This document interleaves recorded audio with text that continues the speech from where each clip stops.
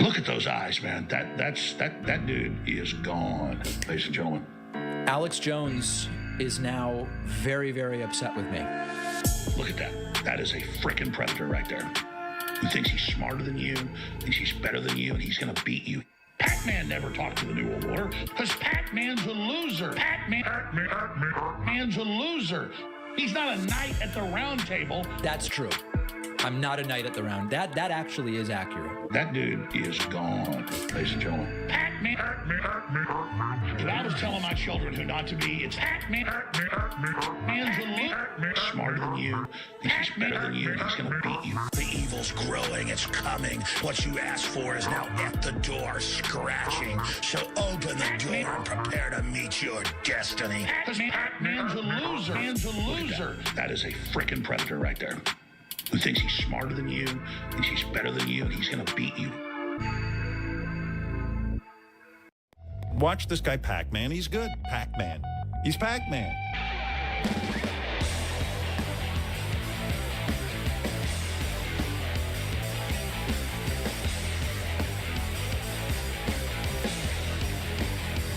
I have no words for David Pakman. David Pakman does not have a soul. He doesn't have a soul. Pakman never talked to the New World Order. Pakman never tried to get hired by the Kinzinger group because Pakman's a loser. Okay. You got a massive YouTube channel. You got billions of views online. One awful progressive talk show host. Hello, David. Here we go. We're live. I enjoy your show. I really do. David Pakman, a left-wing progressive political commentator. If I was telling my children who not to be, it's that guy. And he's a disgrace. David, you are like dripping with the viscosity of sanctimony. Look at those eyes, man. That dude is gone, ladies and gentlemen. And I will send you some pillows here. I would like you to try them out. And you need to sleep better, David. You I have will the try same it. energy I do. Okay, so why do I watch David Pakman? I like this guy. That's all my point is. He's dealing in facts, and I like him. Then he went, Donald Trump, yeah, Donald Trump. I love Donald Trump, but no more drop box. The drop boxes are just so bad. No more drop boxes. Dickinson, Polagic, and Cephahide. That was about a guy a rhino named Mitt Romney. Mitt Romney. Real beauty. Had to give the American people their voice back by building something called Truth Essential. He voted against Kate's law, and he voted for Obama amnesty. You know, we've endorsed Dr. Oz. We've endorsed JP, right? J.D. Mandel, and he's doing great. I've had more investigations than Jesse James, Billy the Kid. Some of the world's greatest cricket players, from Sachin Tendulkar to Virat Kohli. As the great religious teacher Swami Vivekananda once said. I hope they now go and take a look at the oranges of the investigation, the beginnings of that investigation. And God bless the United States.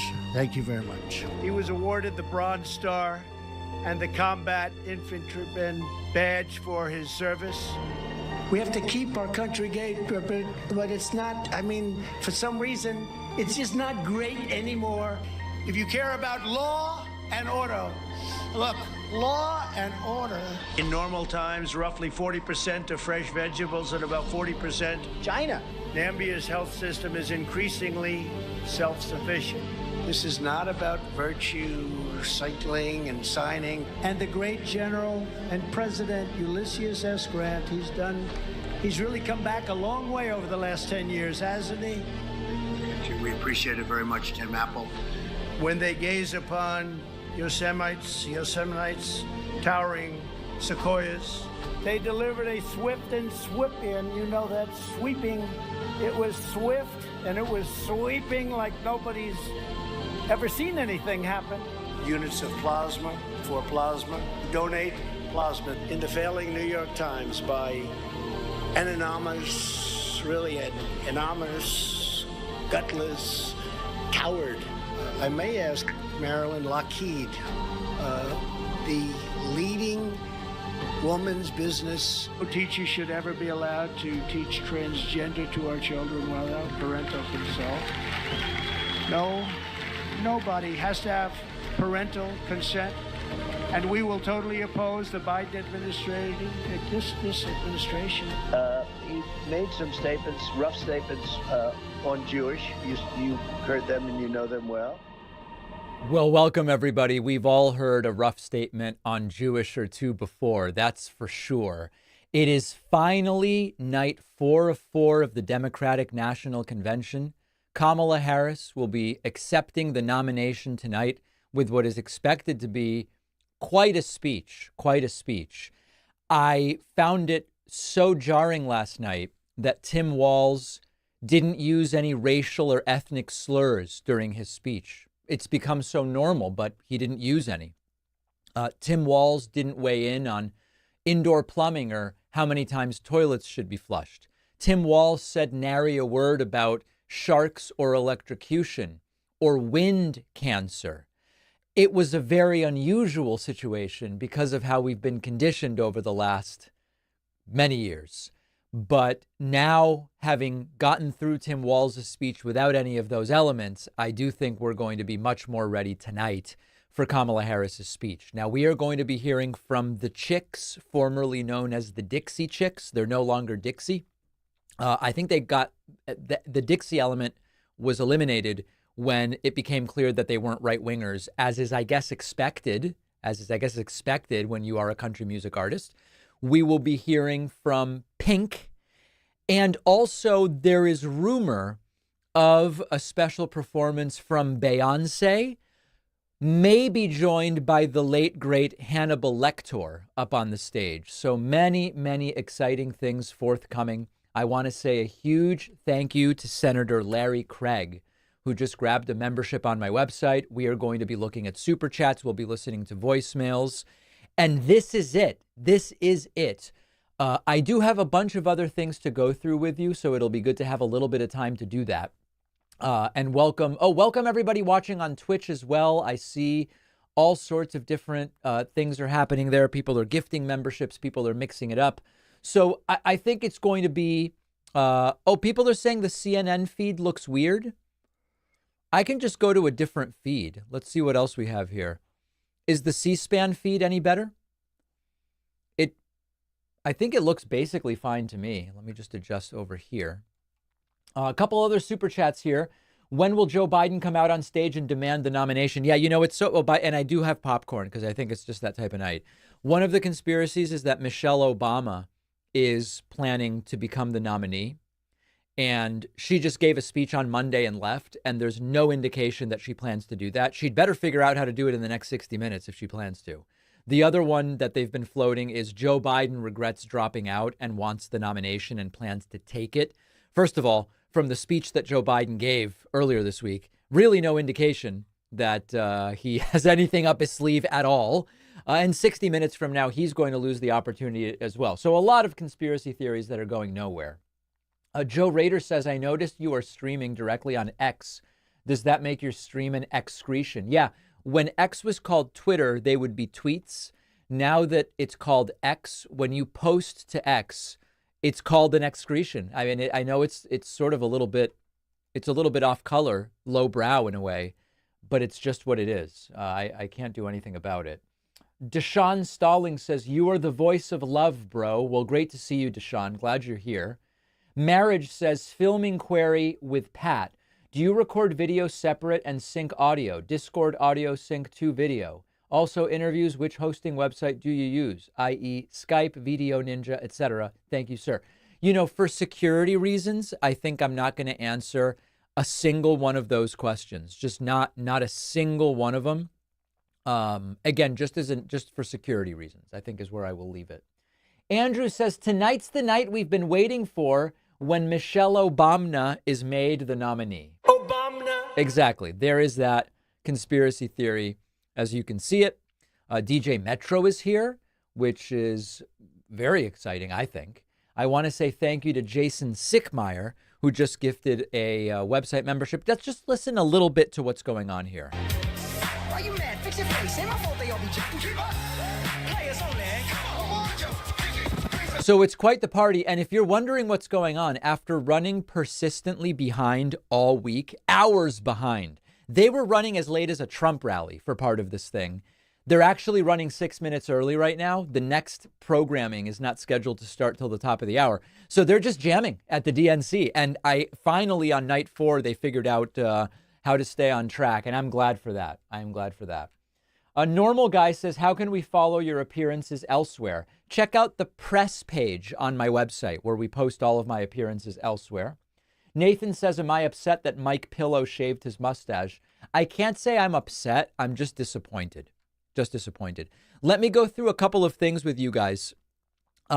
Here is Lara Trump. She says that at the DNC, they're giving away abortions and vasectomies. And then, of course, abortion, which is really what this whole entire DNC is surrounding. Yes. They have a mobile abortion van. You get a taco and an abortion, a vasectomy, and a snow cone at the DNC. And they have continued to lie about Donald Trump wanting to sign a federal abortion ban. They can't actually operate, Rob. Yep. So she's just so charismatic and interesting. If you want to see, I would get the kids out of the room for this one. I'm about to play for you one of the most cringiest cringe moments I've ever seen in politics. J.D. Vance, you know the guy. We've endorsed J.P., right? J.D. Mandel. J.D. Mandel decided to do one of these campaign stops at a donut shop. There's 2 employees working. One of them straight up says, do not include me in this video. She just wants nothing to do with it. And then the other guy, at one point, he goes, I'm running for vice president. And one of the employees says, okay. Oh, man, they don't want anything to do with this. Check it out. The zoo has come to town. Thank you for letting us come in here. Yes, sir. Yeah. I'm sorry, man? Okay, yeah. She doesn't want to be on film, guys, so just cut her out of anything. Appreciate that, man. I'm JD Vance. I'm running for vice president. Good to see you. Okay. I'm JD Vance. I'm running for vice president. Good to see you. Okay. By the way, what is wrong with... It seems like he's having a very serious hair malfunction. It seems like he maybe used a vacuum to get the... That's a tough... Listen, I've had every hair malfunction you can think of. I don't know how you even get that going on. I've been here since the beginning of July. Okay. For this year. Okay, good. How about you, sir? Almost 2 years. Okay, good. Just everything, yeah. I mean, a lot of glazed here, some sprinkle stuff, some of these cinnamon rolls, just whatever makes sense. JD seems so thrilled to be there and excited about the donuts. Place around. About 4 years. About 4 years? Okay. How long have you been here? A little over 6 months. Okay, good. There you go. So he has figured out the employment histories of everybody there. And with a boatload of help from 3 employees and an entire staff of security and campaign advisors, JD was finally able to get a dozen donuts and go on his way. So really an exciting event there for JD Vance, if you can believe it. Man, this guy, it's just a painful lack of charisma. Palpable, I would even say. Thanks to Mart Fillion for gifting a subscription on my website. Here is Tim Walls alongside his kids, and presumably his wife is somewhere around. And it's really going to be quite a night here. A lot of expectations very high for Kamala Harris's speech. And understandably, because think of how this race has changed over the last month. The texture and the color of the race. Quite literally, Kamala Harris is a different color than Joe Biden. The color of the race has changed in literal and metaphorical terms. So I'm looking forward to a lot of these speeches tonight, and I'm glad you're with us. Let's look at a couple of other super chats that are coming in. Nate the Great says, your videos have given me hope since July. Thank you, bro. I appreciate that, Nate. Thank you. In Australia, the Conservative Party didn't file hundreds of candidate forms before the deadline, so heaps of councils won't have Conservative candidates next month. That's so sad for them. So sad. David, do you think Antifa was involved with J.P. Mandel's haircut? I do think he may have inadvertently gone to an Antifa barbershop earlier today and ended up with a real problem, problem. Why was J.P. Mandel interviewing the donut workers? Who the hell knows? Really weird. Really weird. JD's hair looks like he fell asleep on the couch. Hopefully that's all he was doing. Sir, it's Adam and Brittany coming to you with peace and love from Jacksonville. Can I get 3 Obamanas for my Republican mom? Yes. Supposedly 3 Obamanas and Adam's mom becomes a Kamala Harris voter. Obama. There we go. We just converted one. Vance, why don't the donuts have Swiss cheese? Yeah, did you guys see JD commit a culinary atrocity? He was trying to be relatable in Philadelphia, and he asked about a Philly cheesesteak if they have Swiss cheese. And yeah, not good. Very, very much not good. Is Jesse Dollamore nice in person? Absolutely. I've been texting with Jesse all of these days. Jesse's very nice in person. David, did you see Pete Buttigieg on Lawrence Jones? Are you covering it? Yeah, we just ran out of time this week, but we'll be covering it tomorrow. The Pete Buttigieg holding yet another clinic on how to deal with Fox News. David, JD was starting with employment history and was going to move on to immigration status. Fair. He just ran out of time for all the questions he really wanted to. Thanks to Thug Chuckles for the Twitch Prime subscription. Welcome. The programming here of the second to last hour of the DNC starts momentarily. I have a major bit of news. Thank you to everyone who has pre-ordered my forthcoming book, The Echo Machine. We have now surpassed 1,000 pre-orders, and we're still more than 6 months away from the book coming out. Had a very productive call with my publisher, and my publisher basically said to me, listen, here's the deal. We estimate that to get you on the New York Times bestseller list safely, you need 5,000 pre-orders by the day of the publication. It might only be 2,000, but 5, because there's more books published in the winter. If you can get 5,000 pre-orders, you'll probably make New York Times bestseller. If we can get 10 or 15, we've got quite a situation. So we're at 1,000. We will be offering to everyone who pre-orders a free signed book plate. This is the way to kind of keep down on shipping thousands of books back and forth. So we're going to do book plates, which we'll just insert right into the book. So davidpakman.com/echo and or any website that sells books, ebooks, physical books, any of it. Okay. Audiobook, whatever. That's the goal. That's what we're pushing for. But we did do the 1,000. All right. Thanks again to Mart Fillion as well as Brian Adams for signing up on my website. I'll see if I can let's see if we can squeeze in a voicemail actually before the programming starts here. David, it's me, Stash Lindell, Mike Lindell's mustache. Thank God I'm finally free. I can't tell you how many times I had to go near Trump's, orange. And, it's so nice to be free. Free at last, free at last. Good God Almighty, I'm free at last. There you go. That's Mike Pillow's mustache. They've liberated it, fortunately. And that's a really good sign, I would say, quite frankly. Let's listen to what's going on.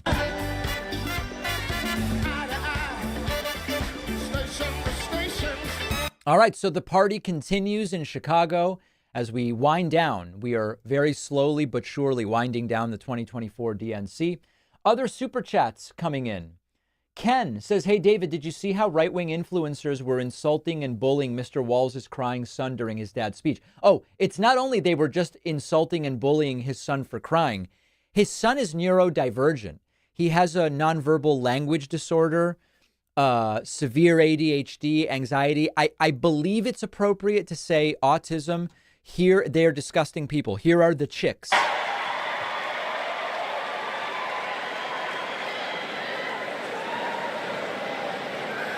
Oh, say, can you see by the dawn's early light what so proudly we hailed at the twilight's last gleaming?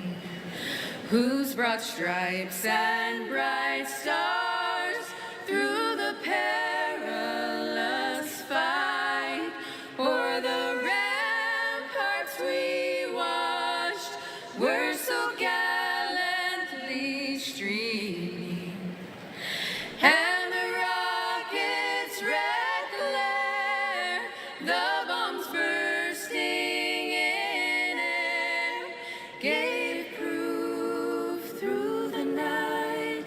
that our flag was still there. Oh, say does that star-spangled banner yet wave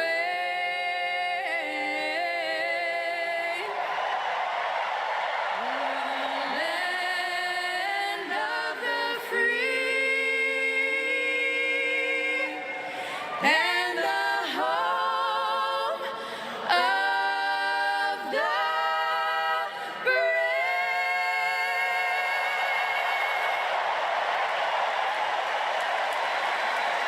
Well, there you go. There are the Chicks, formerly known as the Dixie Chicks, Natalie Maines, and the other two whose names escape me.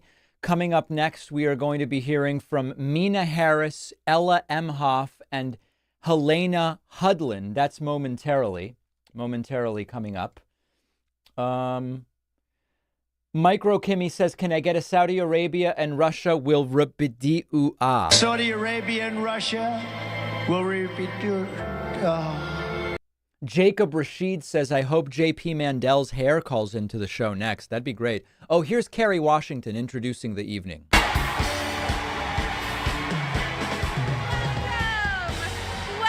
to the final night of the Democratic National Convention. The last 3 nights have been extraordinary. And tonight, we hear from our next president, Kamala Harris. Now, as I stand here, I know that there are folks on social media already saying, go back to your TV show, shut up and act. But I am not here tonight as an actor. I am here as a mother, as a daughter, as a proud union member. I am here as the granddaughter of immigrants, as a black woman descended from enslaved people. I am here tonight because I am an American and because I am a voter and because we, the people, are stronger when all our voices are heard. Look, I know that I am the one standing on this stage, but I am not the lead character in this story. You are. All of you. You are the messengers. You are the fixers. Dare I say it, you are the Olivia Popes. You are the superheroes saving this democracy. It is you, not me, who have the greatest power to convince your loved ones to vote. So, just like Michelle Obama told us, let's do something. Let's make a video. Everybody take out your phones. Everybody take out your phones. We're gonna make a moment. Can somebody bring me my phone? I wanna capture this historic moment and share it with the people that we love. Oh, hi!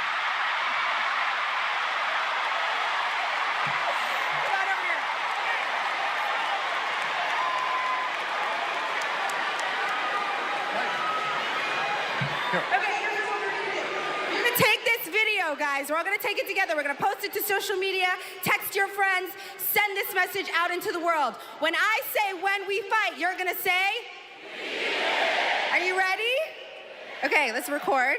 We're recording. You ready, Tony? Yep, I'm ready. Okay, ready? When we fight, when we fight, when we fight,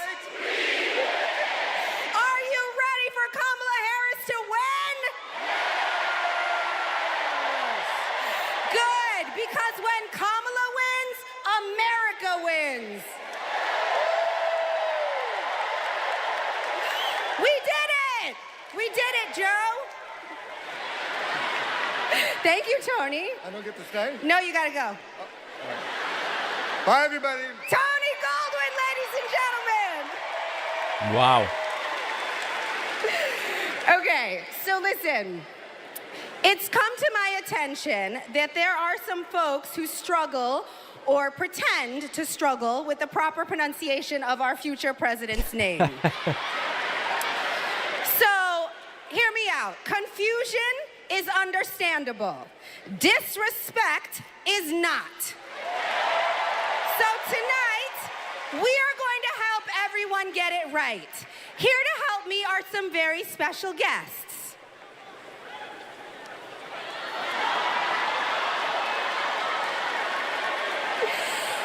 Thank you, ladies. Can you tell us your names? Hello, everybody. My name's Amara. And my name is Leela, her little sister. And what are you here to do? To teach you how to say your auntie's name. Okay. So how do you pronounce it? First you say comma like a comma in a sentence. Then you say la like la la la la la. Put it together and it's 1, 2, 3, Kamala. All right, so let's practice. Everybody over here say comma. Everybody over here say la. Together.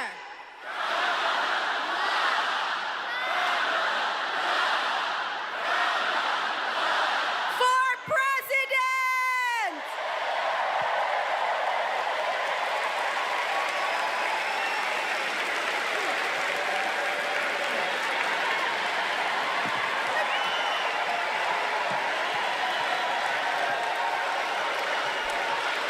All right, a lot of energy, certainly a lot of energy.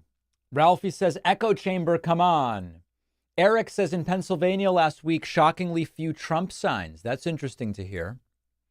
Thanks to S-Prez for gifting 36 subscriptions as we get going here. If you're just joining us, you have missed very little so far. The sort of like prime time programming starting just a few minutes ago. Next, we're expecting to hear from Mina Harris, Ella Emhoff, and Helena Hudlin. So let's do that now. Hi, I'm Mina. I'm Ella. And I'm Helena. I grew up in Oakland, California, in a house full of extraordinary women. My mom, my grandma, and my auntie, who showed me the meaning of service, helping her sister, a 17-year-old single mom, fighting for justice for the American people, and still cooking Sunday family dinner. She guided me, now she's guiding my own children, and I know she'll guide our country forward. Kamala came into my life when I was 14, famously a very easy time for a teenager. Like a lot of young people, I didn't always understand what I was feeling, but no matter what, Kamala was there for me. She was patient, caring, and always took me seriously. She's never stopped listening to me, and she's not going to stop listening to all of us.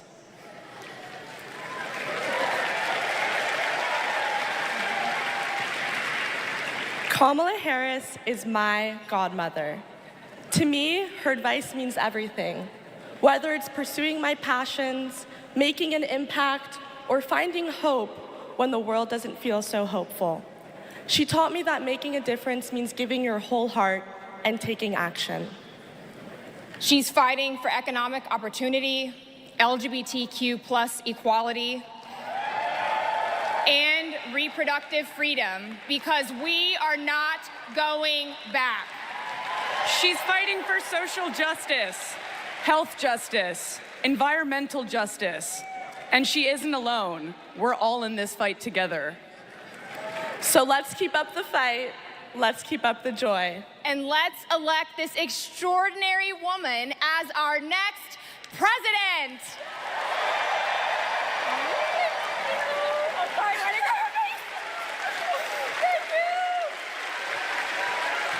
All right, scheduled next are remarks from D.L. Hughley, which I know there are some people in the audience very anxiously waiting for. See what else we've... Oh, well, no, he's coming. Let's listen.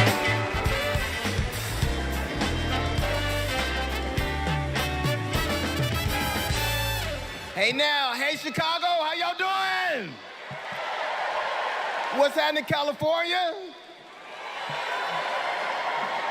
Now, wait, where those AKAs at? Where they at? You know what?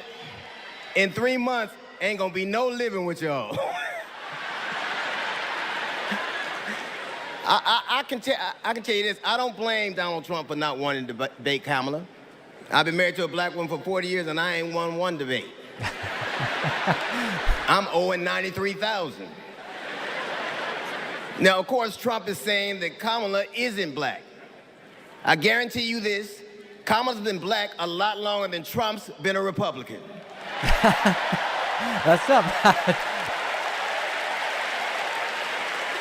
And if he keeps sliding in the polls the way he is, the only way he can keep Kamala out of the White House is if he buys it and refuses to rent it to her. Whoa. Of course, Kamala's getting broad support. They got black men for Kamala, white men for Kamala, Latinos and Asians for Kamala. They even have Republicans for Kamala. Republicans for Kamala. I guess Donald Trump will finally know what it's like when you get left for a younger woman. Oh, man. That's genius. That's a good one.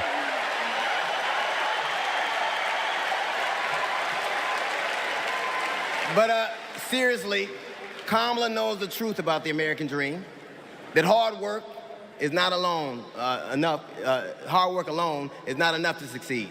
That you need access and information and opportunity. And she knows that some folks are often denied those very things. As president, she will give each and every one of us a fair shot in life. But I have to admit, I didn't always believe that. I mean, if you told me the 15-year-old me would be on stage supporting a prosecutor and a teacher,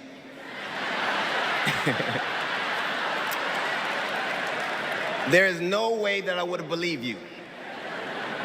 But because of that, I made assumptions about Kamala's record. And I often repeated them to a lot of people. Then one day, Kamala invited me to her house. She put her hand on my shoulder and she asked me to do some research. Something I had never done. Something a lot of people I know had never done before. Imagine attacking someone's character without a single Google search. So I did what I should have done in the first place. I learned that she had done for us exactly what she promised to. I believe that your apology should be as loud as your accusation, and I'm here apologizing in front of the whole damn world. I was wrong. I was wrong, and I'm so very glad I was wrong because, Kamala, you give me hope for the future, a future where my grandchildren, Nola and Stevie, had the freedom to control their own bodies, where they have the opportunity to go as far as their wits and their talents would take them. That future, ladies and gentlemen, is possible, but only if we elect Kamala Harris as the 47th President of the United States of America.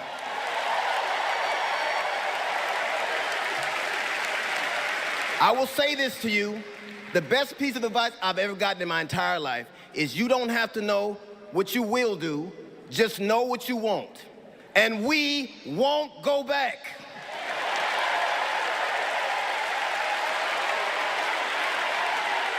All right, there is D.L. Hughley, definitely dropping some powerful bombs there. Next, we'll be hearing from, well, after Kerry Washington, we're scheduled to hear from a sheriff named Chris Swanson. Is electric. And you can feel it everywhere, all over the country. In the coming weeks, I want us to find ways to maintain this energy and this joy and this commitment, because there will be days when the work ahead seems impossible. And when that happens, I know what I do. I get involved. I get engaged. I ask myself, how can I be of service to my community? Because community is why we do this. Am I right?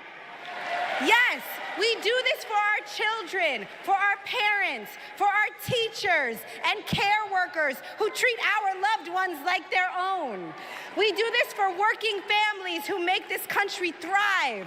We do this for the planet and for each other. We do this for justice and for peace and for democracy. And as we are about to hear, we do this for the safety of our communities.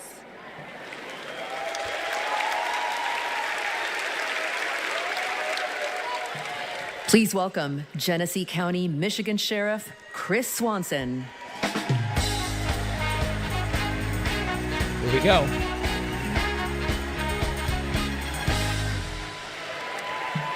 My job is to protect people. Look at this guy. All people. In 2020, righteous anger spilled over into the streets of Flint, Michigan.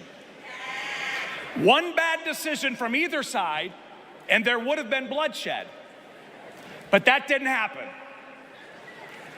We laid down our riot gear, and we embraced the community, and instead of hate, we chose hope.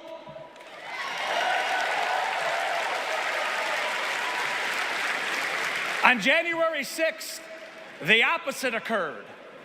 That day was paved with division, deceit, and denigration. Police officers were attacked that day. It could have been stopped. We need a leader who will embody what's affixed to all three sides of my sheriff patrol cars: protect, serve, and unify.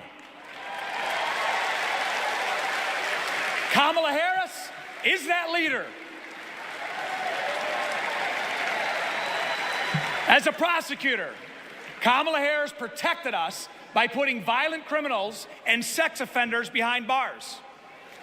If I was in a courtroom, she's exactly the tough prosecutor that I'd want to see. As vice president,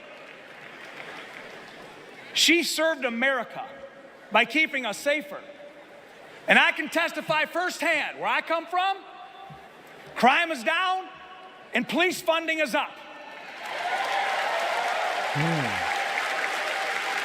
As president, Kamala Harris will unify our country. She will bring us together because our country needs a leader who will go toe-to-toe with drug cartels and bullies. One who has already taken the oath, raised her right hand to advocate for the people.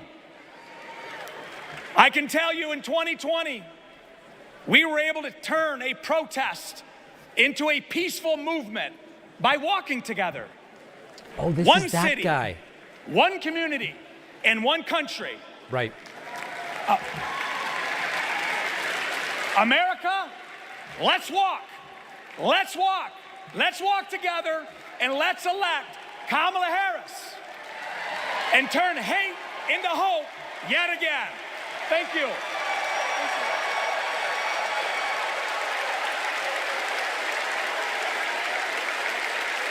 An interesting interlude, certainly. Next, we will be hearing a conversation on gun violence featuring Congresswoman Lucy McBath, as well as some family members of victims of gun violence. That's coming up next. And then we are going to hear from Gabby Giffords, who, of course, was tragically shot. Must have been maybe 12 years ago at this point. And then we are going to see a performance from Pink, and Senator Mark Kelly is going to speak. So some good stuff coming up here.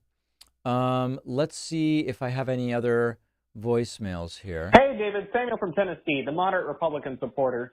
I already played a message saying thank you for playing my message Monday night because, again, my voicemails never get played. But, crap, I just lost my train of thought. Okay. Let's see what else we've got here. Thank you, David, for the broadcast. I know there's a lot of people on the call with us right now, so I hope this comes through. Have a great night. Okay. Man, there is something in the water tonight, that's for sure. Something is going on here. I want to say thanks to Clay Lindsay. Clay just signed up on my website. Today is the last day, the final day, to take advantage of the DNC Not Weird coupon code. Let's see if we can hear a couple other super chats. Shamari says that the sheriff was a big, strong guy. That's true. AJ says, David, sir, I still don't think Trump will get it correct, but shout out to you from the West Coast for working late this week. Folks, don't forget to like, subscribe, and continue to support progressive content. Very true. Trump wanted to stop illegal immigrants. If only there was a bill he could have signed to stop it. Yes, if only. If only. Lucy McBath.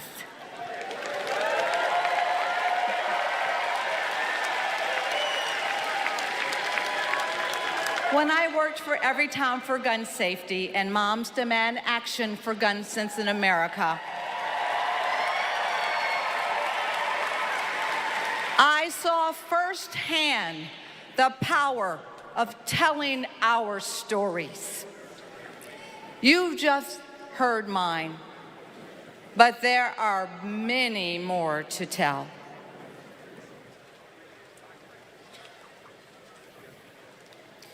On December 14th, 2012, I walked into Sandy Hook School. I stopped at the office, chatted with my principal, then started my day with my second graders. Suddenly, a loud crash, like metal folding chairs falling. 154 gunshots blaring. Hiding in the coats, trying to sing with my students, trying to read to them, trying to drown out the sounds. Terror, crying, running. I carry that horrific day with me. 20 beautiful first grade children and 6 of my beautiful colleagues were killed. They should still be here.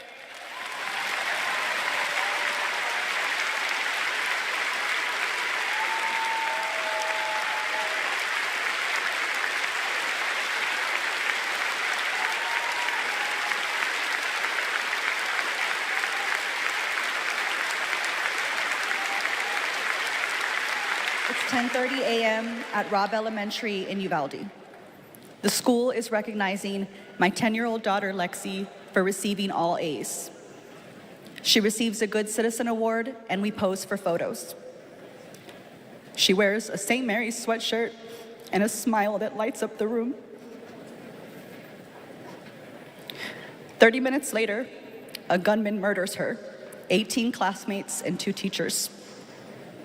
We are taken to a private room where police tell us she isn't coming home. Uvalde is national news. Parents everywhere reach for their children. I reach out for the daughter I will never hold again.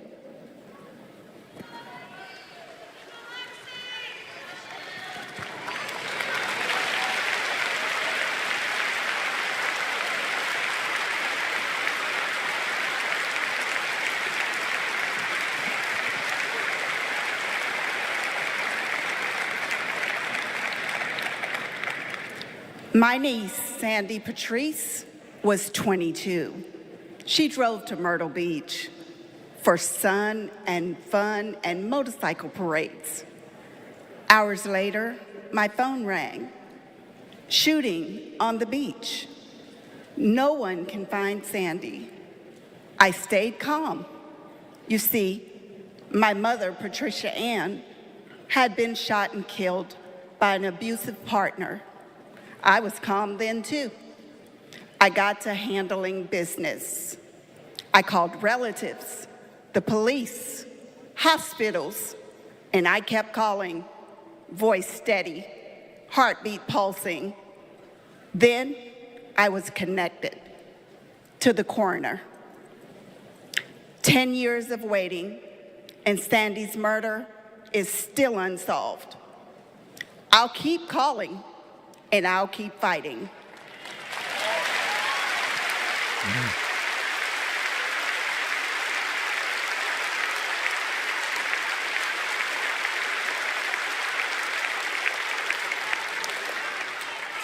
I was in high school when my classmate got shot. It changed my story. Instead of worrying about taking a test, I started worrying about living to take another test. They say schools are for learning, and I did learn a lot that day. I learned how to run, how to hide and drop. That what happens in the news can happen to me. But I learned something else too. That we can write and must write a new story if we choose to.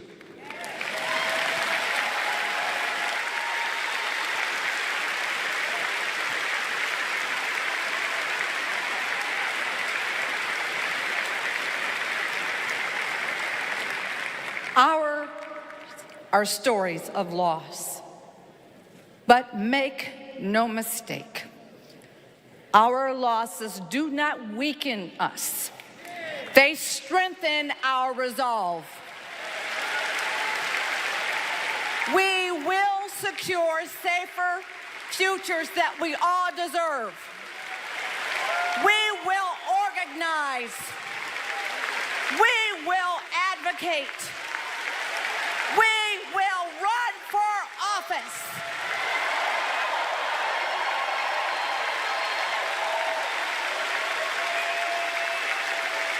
And we will join with Americans from small towns and big cities to keep our communities safe.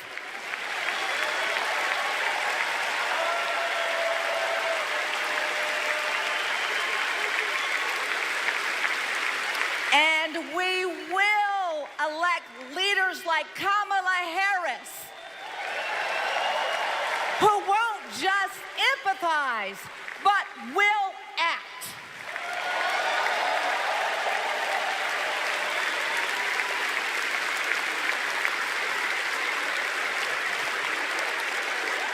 Very powerful presentation. And as the big mad Barb points out, on the other hand, you have Republicans wearing gun pins on their lapels.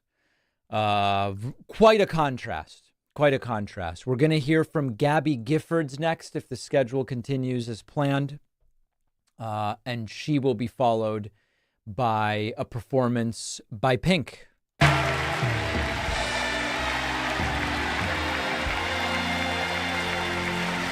Gabby Giffords, former congresswoman, was tragically shot, survived, and has had a very, very long road to recovery.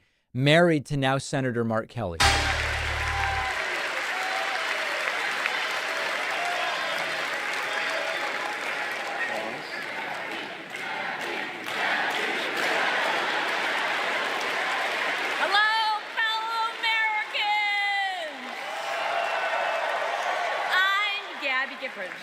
I was born in the great state of Arizona.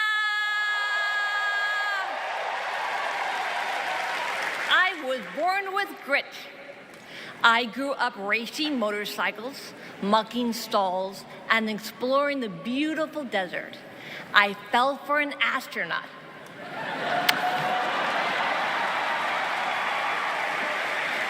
For 5 years, I served in Congress from a swing district. Everybody called me a rising star. Then on January 8th, 2011, a man tried to assassinate me. He shot 19 people. He killed 6. Terrible, terrible day. I almost died, but I fought for my life and I survived.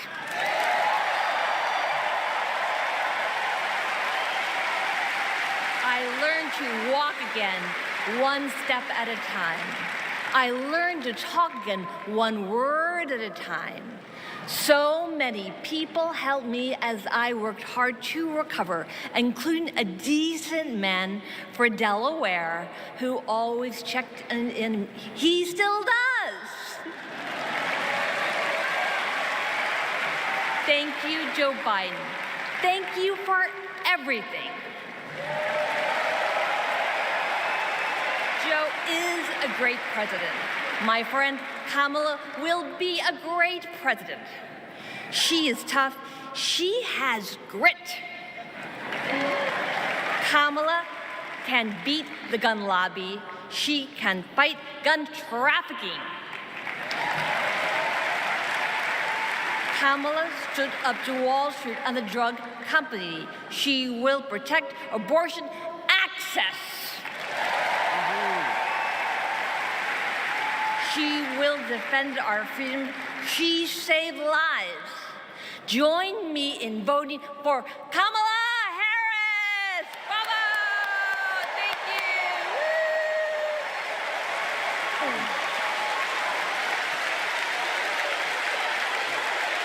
She does not normally speak this long, and the amount of recovery she's had is really incredible.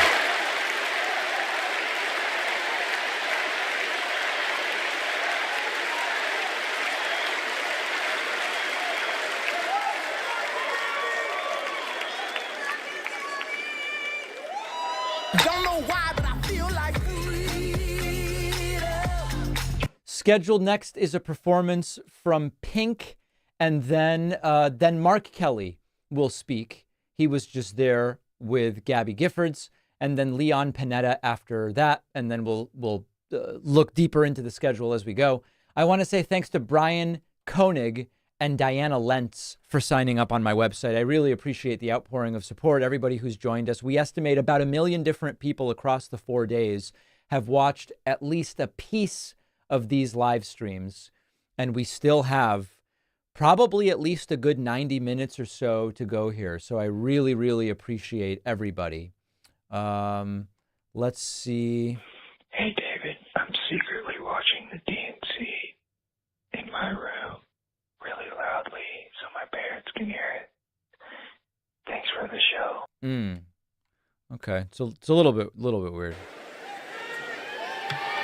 Please welcome 3-time Grammy-winning singer-songwriter and global pop icon, Pink.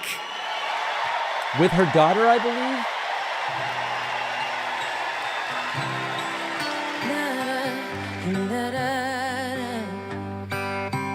we are searchlights we can see in the dark. We are rockets pointed up at the stars. We are billions of beautiful hearts. You sold us down the river too far.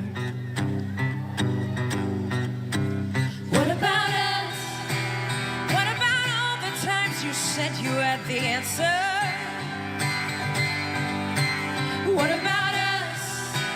What about all the broken happy ever afters?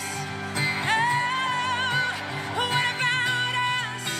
What about all the plans that ended in disaster? What about love? What about trust? What about us? We are problems that want to be solved. We are children that need to be loved. We were willing, we came when you called.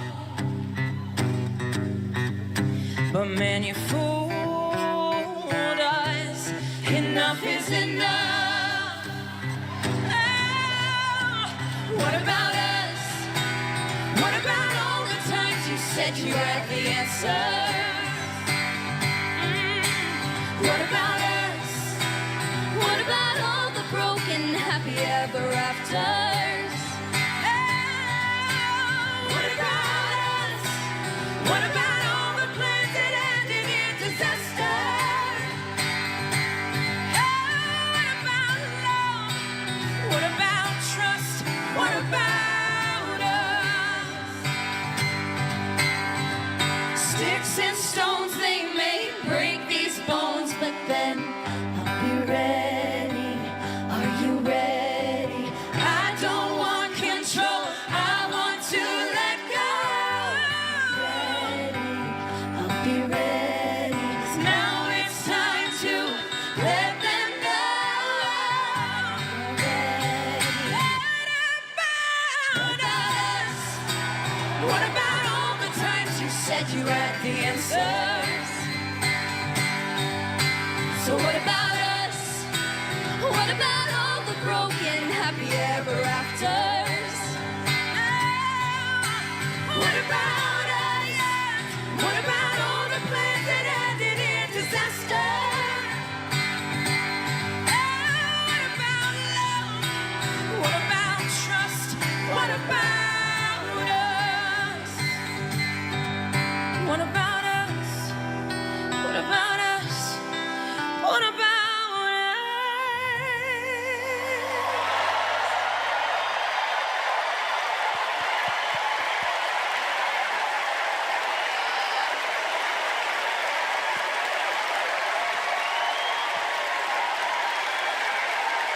Very, very nicely done there by Pink and her daughter and the band.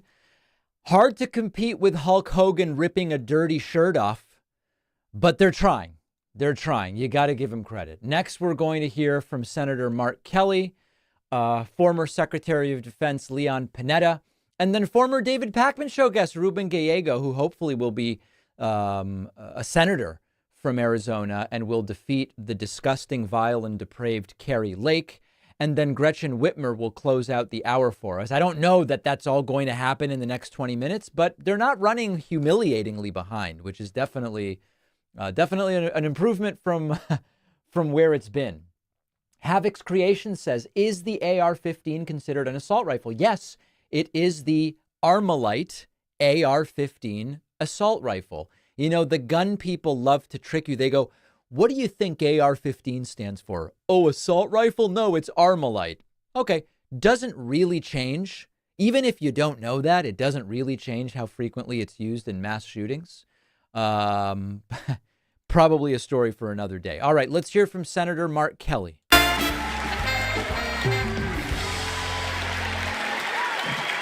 Hello, Chicago. Hello, Democrats.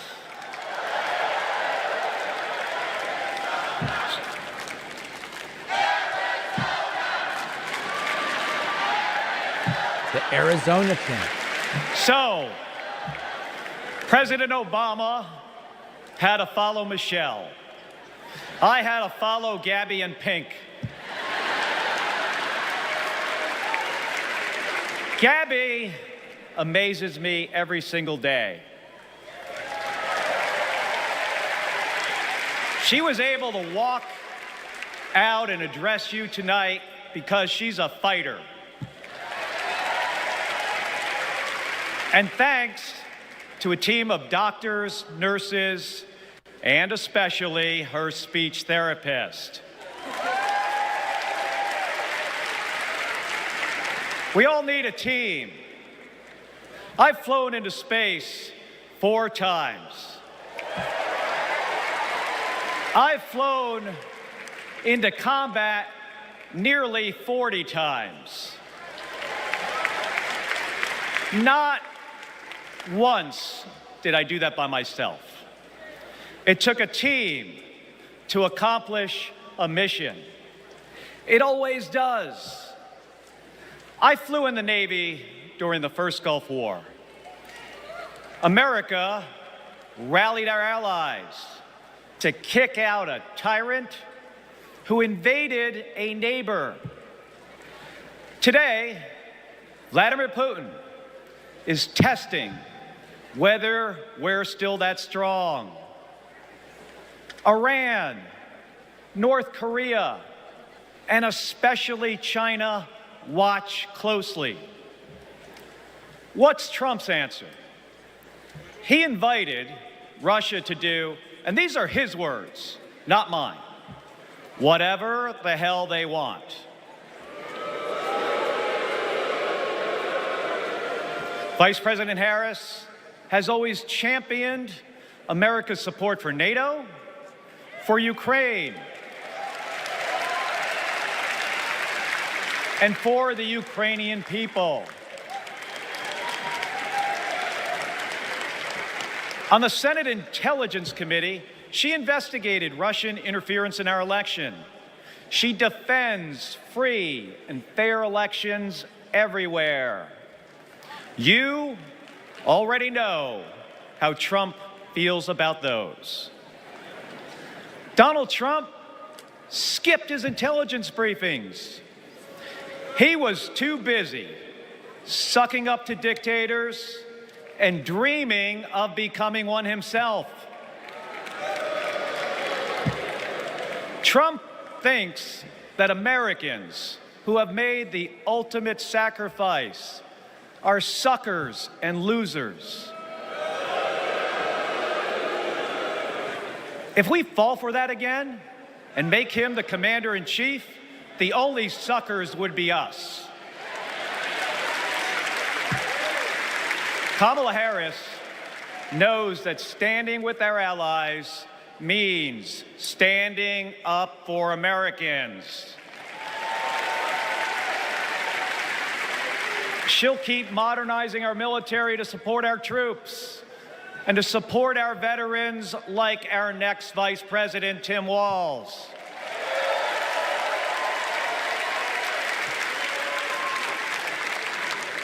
The world laughs at Trump, literally. But folks, it is not funny. When he was president, that meant the world was laughing at us. The threats we face are too serious. The sacrifices our service members make are too sacred. The alliances we've spent decades building are too critical. That's what's at stake now. And the choice isn't even close. But in Arizona and nationwide, this election will be.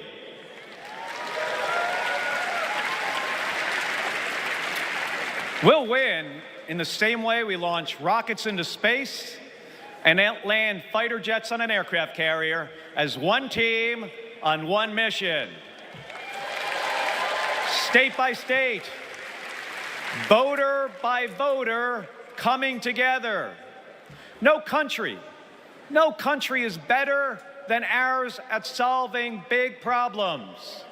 So, on November 5th, let's prove that America is still the leader the world needs today by electing the leader we need right now, Kamala Harris.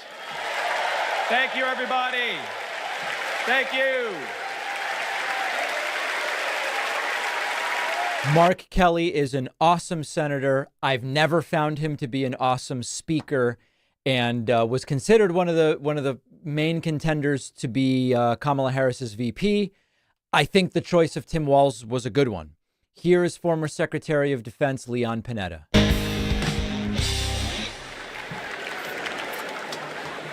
My fellow Americans, I'm proud to have served in the Army, the Congress, the White House, Chief of Staff, CIA Director, and Secretary of Defense.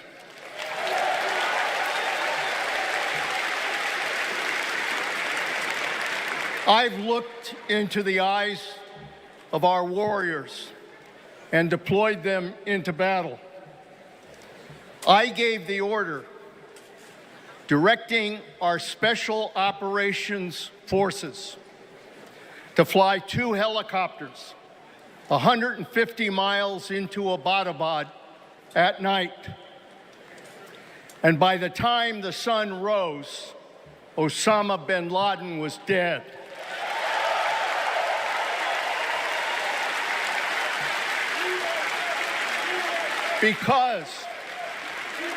Because nobody attacks our country and gets away with it. Nobody.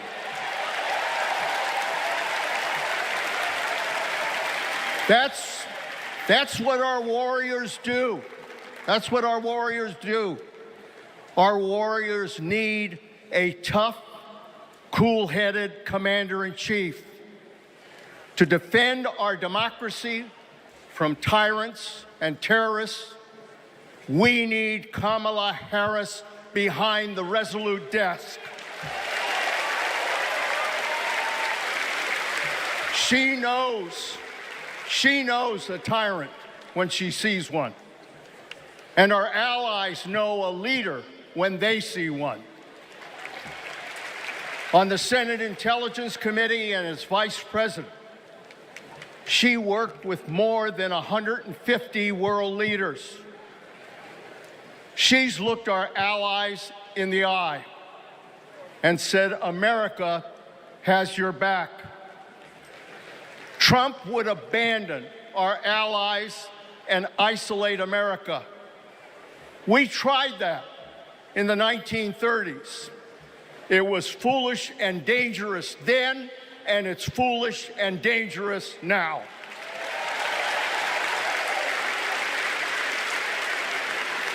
Listen to President Reagan.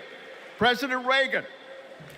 Isolationism never was and never will be an acceptable response to tyrannical governments. Never. Trump tells tyrants like Putin they can do whatever the hell they want. Kamala Harris tells tyrants, the hell you can, not on my watch. She's worked with President Zelensky to fight back against Russia. She knows that protecting their democracy protects our democracy as well. Look, Donald Trump does not understand the world, and he does not understand the service and sacrifice of our military. Our fallen veterans are not suckers. They are not losers. They are our heroes.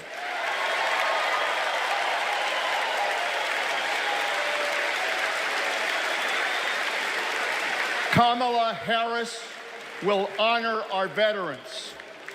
And in Tim Walz, we will have a vice president who has served in uniform honorably for 24 years.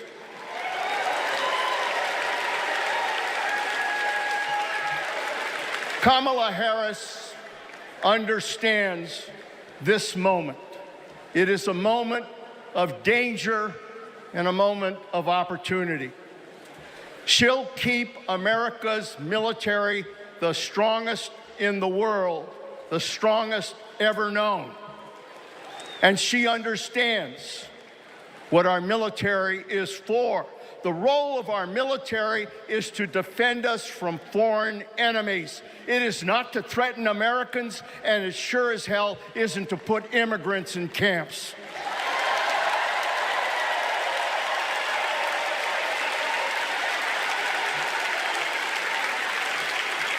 Every president since World War II, Republican and Democrat, has shared the belief that America must protect democracy in the world. Every president has honored our veterans and their sacrifices. Every president, but one. So we face a critical choice: to vote for someone who stands with our military and stands up for democracy, or someone who will disrespect our heroes and undermine our democracy. My fellow Americans, there is only one choice. One choice. And let me tell you something. When she takes her oath of office, as she will this January,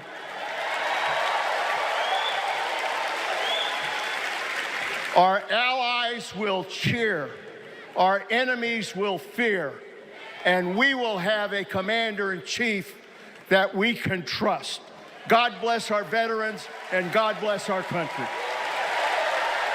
There is 86-year-old former Secretary of Defense and CIA Director Leon Panetta giving a national security-focused speech on the last night of the DNC. Next is Congressman Ruben Gallego. Check out his interview with me just some time ago. Next is Gretchen Whitmer. I'm a dad, husband, congressman, and the proudest Arizonan you'll ever meet. But I am even prouder to be a Marine. Rah!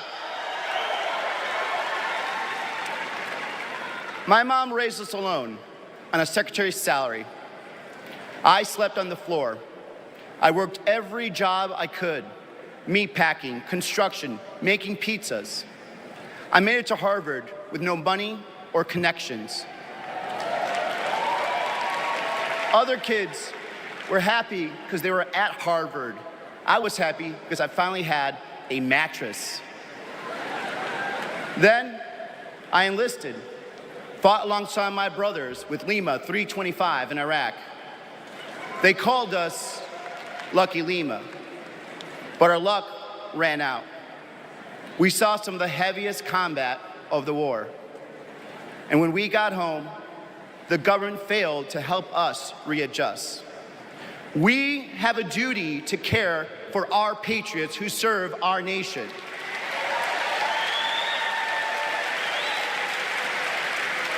For the Vietnam veteran in Buckeye who relies on the VA for his medication. For the Afghan veteran in Pittsburgh who finally got treatment for his PTSD. For the Marine in Milwaukee who relies on the benefits she earned. For my Navajo brothers and sisters who serve the Marines with me, I remember you too. Kamala Harris and Tim Walz are fighting for them. Kamala Harris has delivered more benefits to more veterans than ever before, and has achieved the lowest veterans unemployment rate in history. Vice President Harris has stood up for us and our families always. Tim Walz served for 24 years. His passion for veterans earned him respect on both sides of the aisle, and he stands with us too. In fact, let me introduce you to some of the many Democrats who understand what service means, because we put country over politics. We were proud to wear the uniform, and we're proud serving our countries in city halls, state capitals, the U.S. House, and the Senate. These veterans represent the best of our country. We stand united as veterans, Democrats, and patriots to fight for everyone who serves.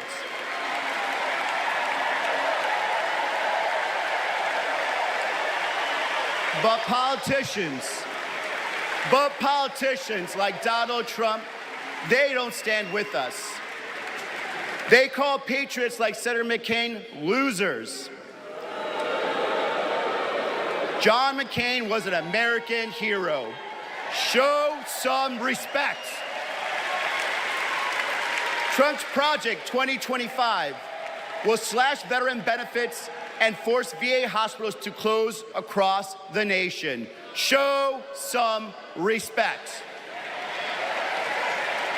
So, for the 18-year-old who decides to enlist, for the families like mine who prayed every night that their loved one would come home, for our troops stationed thousands of miles away, for my Marines of Lima Company, let's elect Kamala Harris and Tim Walz, who don't just respect our service, but revere it. Because the veterans who defended this country aren't just the reason we can sleep at night. They're the reason we can dream. And together, we'll fight for our veterans and everyone who served our country. Thank you. For everybody in the chat who said about Panetta and now about this, why all of a sudden the hawkish stuff and what's going on? The framing here that's important is consider that there could be Republicans watching or independents or whatever. The point is to show that the Republican Party doesn't have a monopoly on service, on the military, on patriotism, etc. Of course, I mean, some of these folks served in a war that never should have been fought, the Iraq War. But that's not what this is about. This is about these values still exist in the Democratic Party, and there are options. Just because you go, I support the military, so I've got to vote for Trump. What? That doesn't make any sense. Trump said horrible things about those who serve in a volunteer military, right? Which is why we don't need a draft. And they don't have a monopoly on it. And that's the whole point of having this. And by the way, if you don't want the military to be some hawkish right-wing machine, we should want left-wing people serving in it, I think is another important takeaway. Now it's Big Gretchen Whitmer, increasingly a favorite in the Democratic Party. I'm Governor Gretchen Whitmer. In Lansing, they call me governor. But in Detroit, they call me Big Gretch. There you go.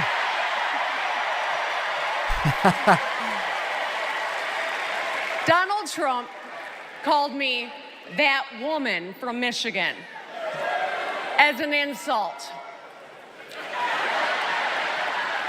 Being a woman from Michigan is a badge of honor.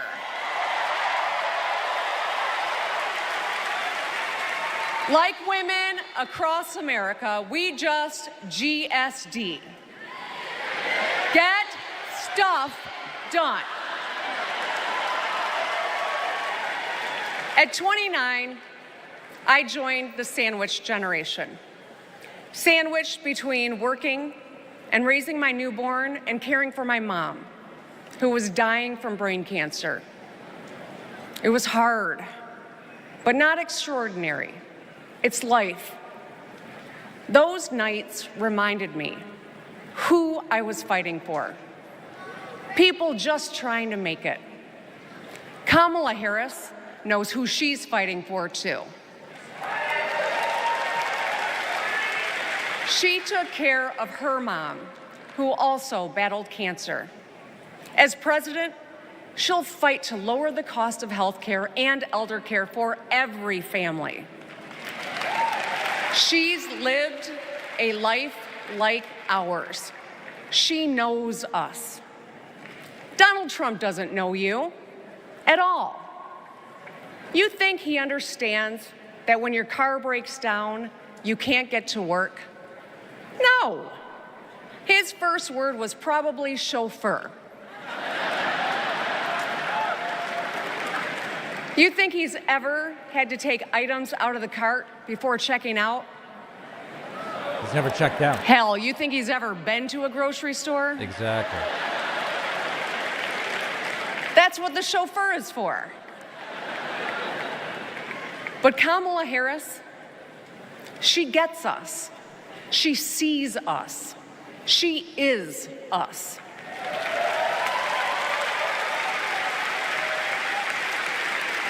Look, we've all lived through a lot of history over the past few years. Floods and fires, an attempted coup, a plot, and a pandemic. It's exhausting. We don't know what the next 4 years will bring. But what we do know is this. Through it all, your life won't stop. You're going to have to get to work, pick up the kids, and pay your bills.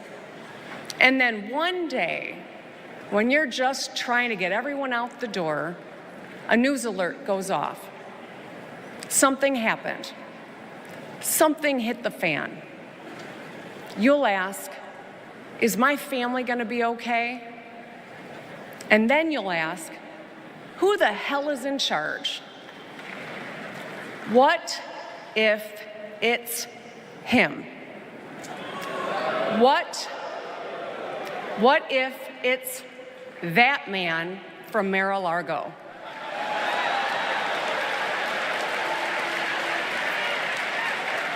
I know, in a crisis, we need someone strong enough to come up with a plan, to tell the truth, and to bring people together.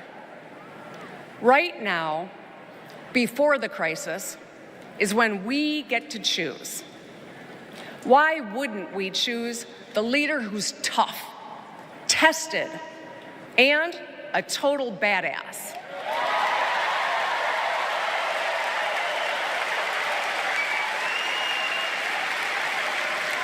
I know who I want as our commander-in-chief. America, let's choose Kamala Harris. Really good stuff here from Big Gretch, and you got to hand it to the DNC, running only 4 minutes behind. This is the most organized day, the most sensible day, to be totally honest. I appreciate that. I want to say a huge thank you to Brandon Hake, Alex, Andrew McGuire, and Gary McDuff for signing up on my website. Here is Eva Longoria to introduce the final hour of the DNC. Hello, Chicago! Yes! I am so excited to be here tonight. What an honor to be part of this historic moment, and y'all are part of it. Look, I have known Kamala Harris for more than a decade, and she comes from a family a lot like mine, and I'm sure a lot like yours. We were both raised knowing that no one was going to hand us anything, especially as women. That we were going to have to touch every rung of the ladder to get ahead. We were going to have to work really hard. Now, she worked at McDonald's, but I worked at Wendy's. And look at us now. You see, Kamala and I were able to see beyond the horizon because our families supported our big dreams. Well, guess what? As Americans, we're all part of one big family. Somos familia. And as familia, we have to have each other's back. We have to support each other's dreams because Kamala's success is our success. And she supports us to dream big too. So let me tell you, in the Latino community, in our community, we have a saying, "Sí se puede," which means— That's true, we do. Yes. It means yes, we can. But tonight, I'm here to tell you, yes, she can. So we're going to say, "Sí se puede." So when someone asks you, is she ready to lead this country forward, we're going to say, "Sí se puede." When somebody says, is she qualified for the job, we're going to say, "Sí se puede." When somebody asks, is she going to be the first female president of the United States, we're going to say, "Sí se puede." Our voices, our vote, we're going to decide this election. And let me tell you, the energy tonight isn't just here in Chicago, it's all across the country. People are gathered at watch parties everywhere to celebrate Kamala Harris. Say hello. Yes. All right. We know how to work, so let's get to work. Let's turn all of this enthusiasm and joy into action between now and November 5th. Let's go. Sí se puede. Sí se puede. Thank you. All right, there's actress Eva Longoria. Next, we will hear from Republican Adam Kinzinger. I think did he quit? I know he's quitting, but did he quit the Republican Party? I actually don't remember now. Let's see if he'll tell us.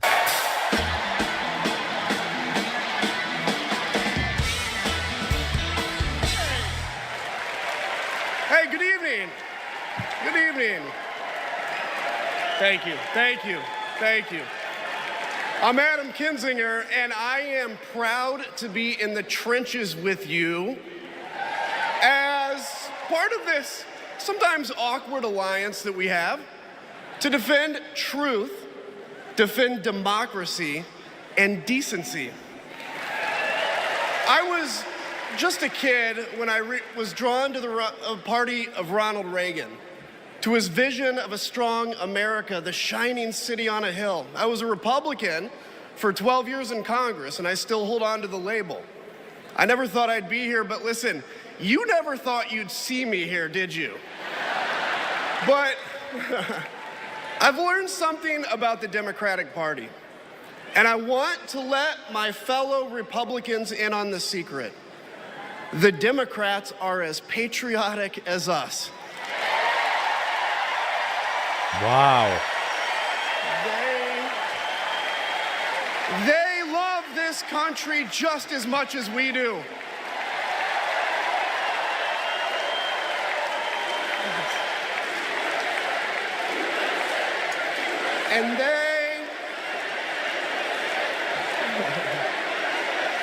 And they are as eager to defend American values at home and abroad as we conservatives have ever been. I was relieved to discover that because I've learned something about my party too, something I couldn't ignore. The Republican Party is no longer conservative. It has switched its allegiance from the principles that gave it purpose to a man whose only purpose is himself. Donald Trump is a weak man pretending to be strong. He is a small man pretending to be big. He's a faithless man pretending to be righteous. He's a perpetrator who can't stop playing the victim. He puts on, listen, he puts on quite a show, but there is no real strength there. As a conservative and a veteran, I believe true strength lies in defending the vulnerable. It's in protecting your family. It's in standing up for our Constitution and our democracy. That is the soul of being a conservative. It used to be the soul of being a Republican, but Donald Trump has suffocated the soul of the Republican Party. His fundamental weakness has coursed through my party like an illness, sapping our strength, softening our spine, whipping us into a fever that has untethered us from our values. Our democracy was frayed by the events of January 6th, as Donald Trump's deceit and dishonor led to a siege on the United States Capitol. That day, I stood witness to a profound sorrow, the desecration of our sacred tradition of peaceful transition of power, tarnished by a man too fragile, too vain, and too weak to accept defeat.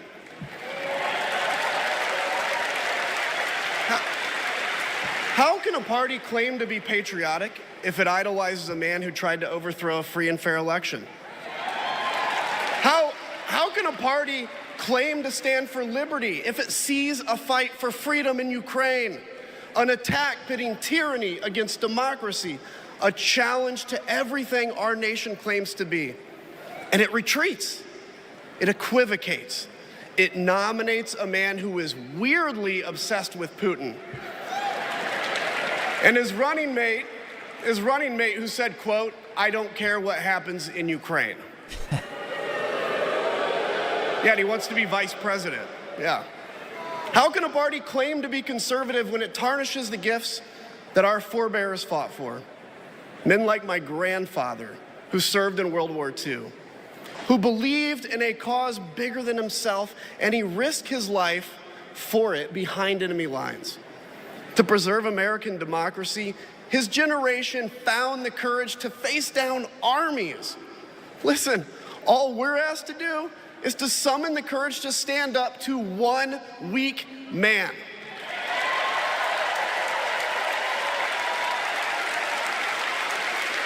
Some have questioned why I've taken the stand I have. The answer is really simple, ladies and gentlemen. We must put country first. And tonight, as a Republican speaking before you, I'm putting our country first.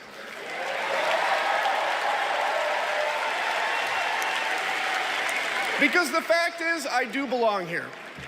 I know Kamala Harris shares my allegiance to the rule of law, the Constitution, and democracy, and she is dedicated to upholding all three in service to our country. Whatever policies we disagree on pale in comparison with those fundamental matters of principle, of decency, and of fidelity to this nation.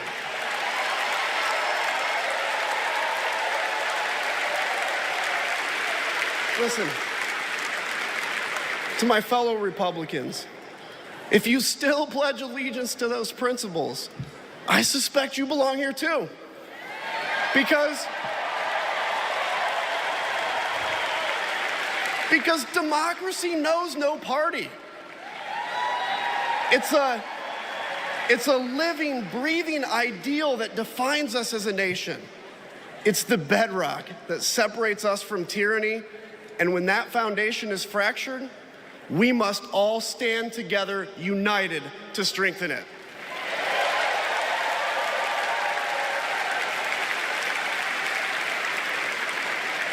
If you think those principles are worth defending, then I urge you, make the right choice. Vote for our bedrock values and vote for Kamala Harris. God bless you. Really nicely done by Adam Kinzinger. Excellent speaker. And a lot of this is geared towards telling Republicans, I know that you, like me, know there's something wrong with supporting Donald Trump. And it's okay to vote for Kamala Harris. That's what a lot of this Republican presence is. We are now going to move on to hearing from Maya Harris, then the great late Hannibal Lecter, maybe Beyonce. Oh, Chicago. In 1958, a 19-year-old from India left the only country she'd ever known to chart her own path in America. She came here to pursue an education, but she stayed here to build a life. Her name was Dr. Shamala Gopalan Harris.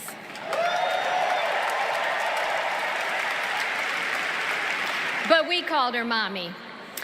Mommy was so many things to so many people. A civil rights activist, a scientist, a devoted mother to her two little girls. But most of all, Mommy was a trailblazer who defied the odds and defined herself. And when it came to Kamala and me, Mommy had great expectations for us, but she had even greater expectations of us. She raised us to believe that we could be and do anything. And we believed her. You see, Mommy understood the power and the possibility that come with knowing and showing who you truly are. She knew we could be the authors of our own stories, just as she'd been the author of her own. Mommy's journey and the opportunity that she wanted for Kamala and me, that's a distinctly American story. We may all have different histories, different struggles, or different perspectives, but what binds us together is the fervent desire to be free, to fulfill our God-given potential. Kamala's entire life has been about fighting for each of us to have that freedom. And like so many Americans, Kamala knows what it's like to be underestimated and be counted out. She knows what it's like to be the underdog and yet still beat the odds. And now, she has created so much electricity, so much optimism, so much joy throughout the nation, and it is why we need her leadership in this historic moment.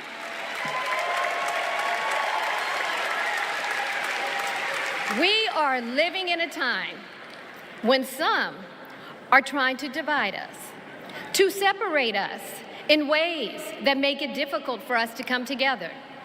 Well, look, my sister rejects that view. Where others push darkness, Kamala sees promise. Where others feel detachment, Kamala fosters connection. Where others want to drag us back to the past, my sister says, hold up now, we are not going back.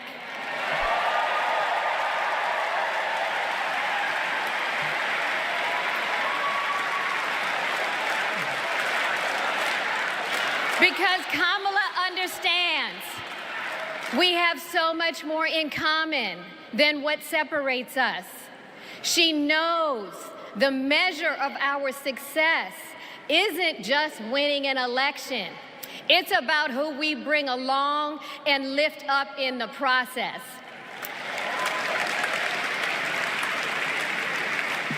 And so as I look out at all of you today and take in this incredible moment, I so wish that Mommy could be here tonight. I can just see her smiling, saying how proud she is of Kamala. And then, without missing a beat, she say, that's enough, you got work to do.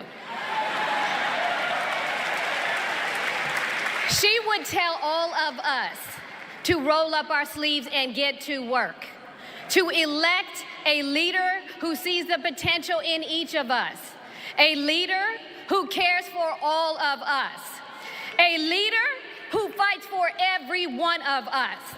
Our Democratic nominee, my big sister, the next President of the United States, Kamala Harris.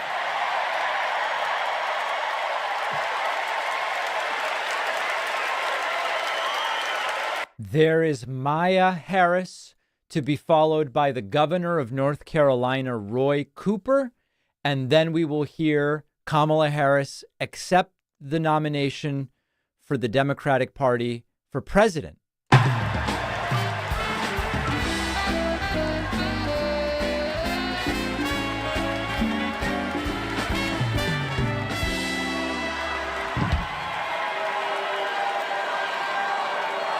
Hello, America.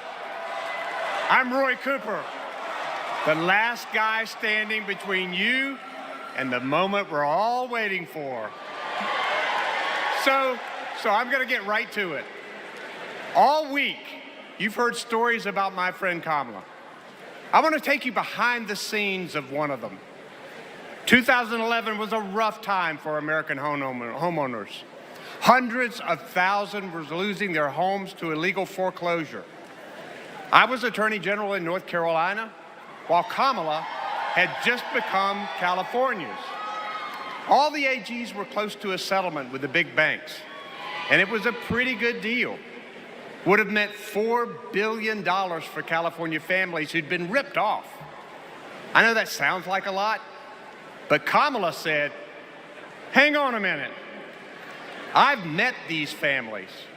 I know what they've been through, and they deserve more. She went toe-to-toe with some of the world's most powerful executives, and she refused to give in. Let me tell you, this was a huge risk, but she knew it was a risk worth taking. That's Kamala. And we all know what happened. The banks caved. That $4 billion for California families became $20 billion. That was the first time I witnessed Kamala in action.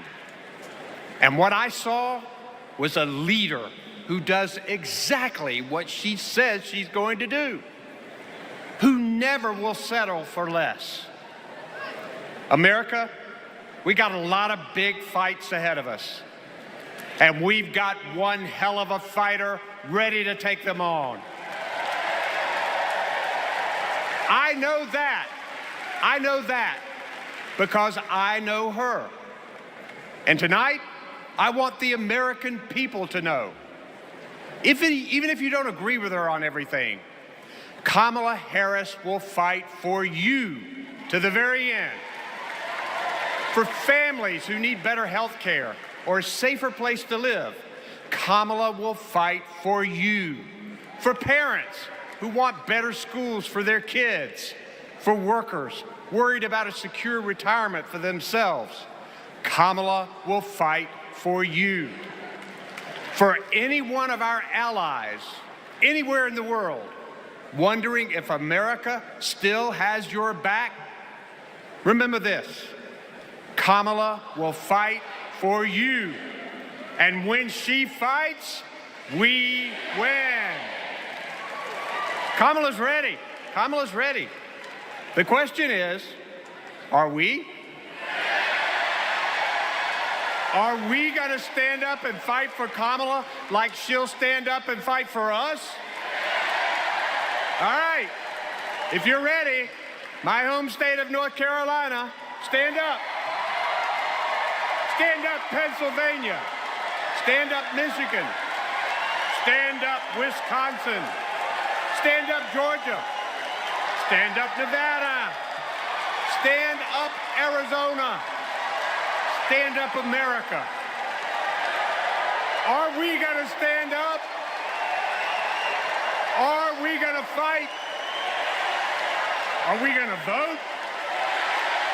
Are we going to win? You bet we are. Let's go get them.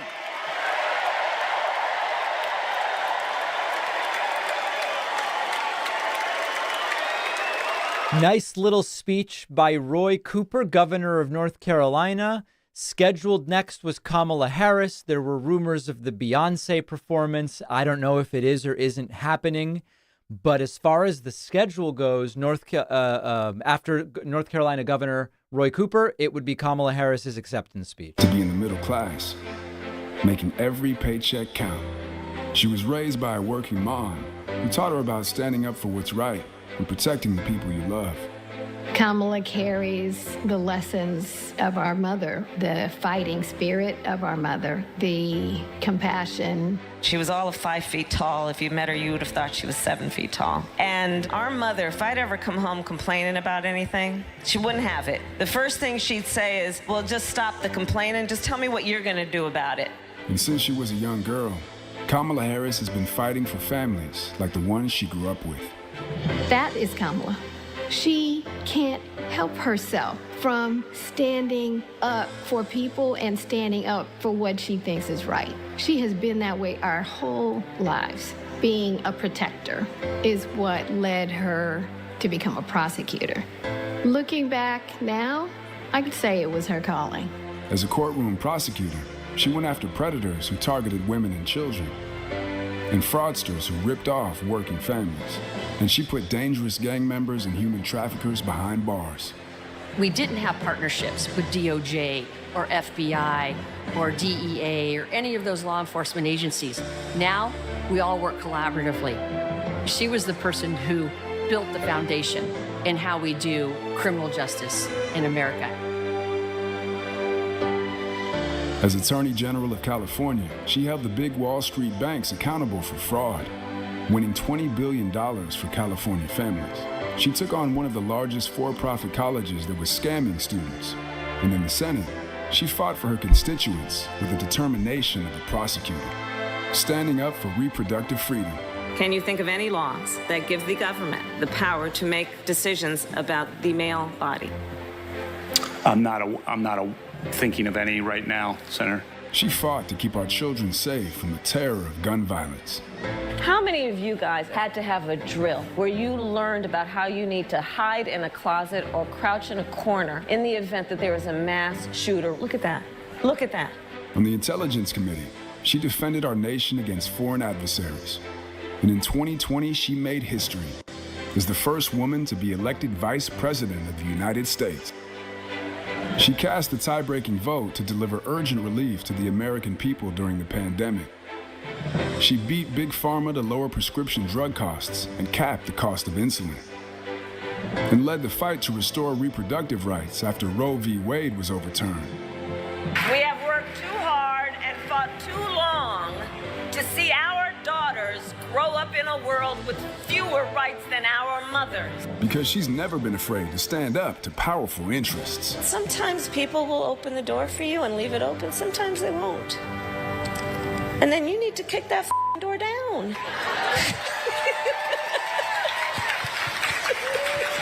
Excuse my language. Now, she's running for president, still fighting for families like the one she grew up with. Our campaign is about saying we trust the people. We're saying we just want fairness. We want dignity for all people. And we are a work in progress. We haven't yet quite reached all of those ideals, but we will die trying because we love our country. We believe in our country.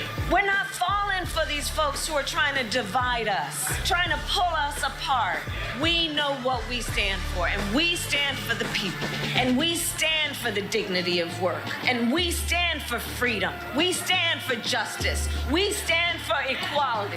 And so we will fight for all of it. That's who Kamala Harris is. That's what she believes, and that's what she'll fight for every day.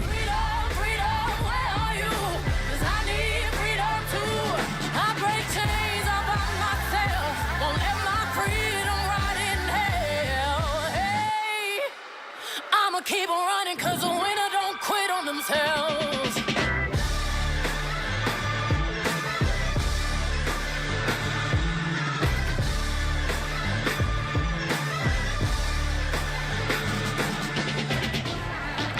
Please welcome the Democratic nominee for president, Vice President of the United States of America, Kamala Harris.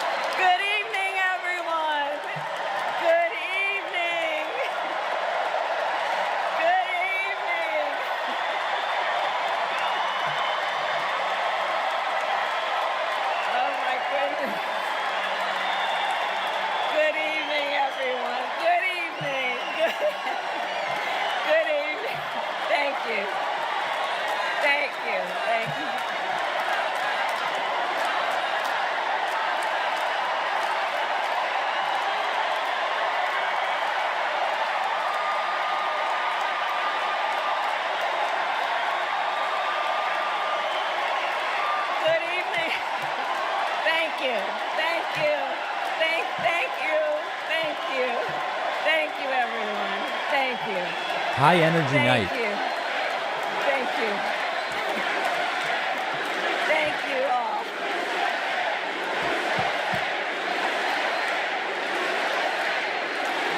Thank you all. Okay, we gotta get to some business. We gotta get to some business. Okay, thank you all. Okay. Thank you, thank you, thank you, thank you, thank you. Thank you, thank you, please, thank you, please, thank you so very much. Thank you, everyone. Thank you, everyone. Thank you. Okay, let's get to business. Let's get to business. All right. So let me start I'm speaking by now. thanking my most incredible husband, Doug,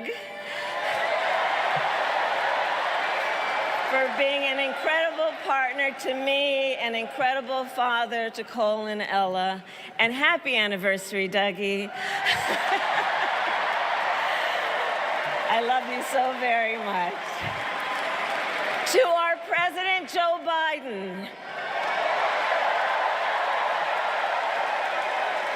When I think about the path that we have traveled together, Joe, I am filled with gratitude. Your record is extraordinary, as history will show, and your character is inspiring. And Doug and I love you and Jill and are forever thankful to you both.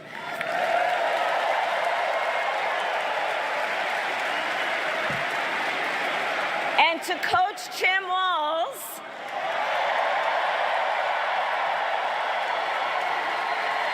you are going to be an incredible vice president. And to the delegates and everyone who has put your faith in our campaign, your support is humbling.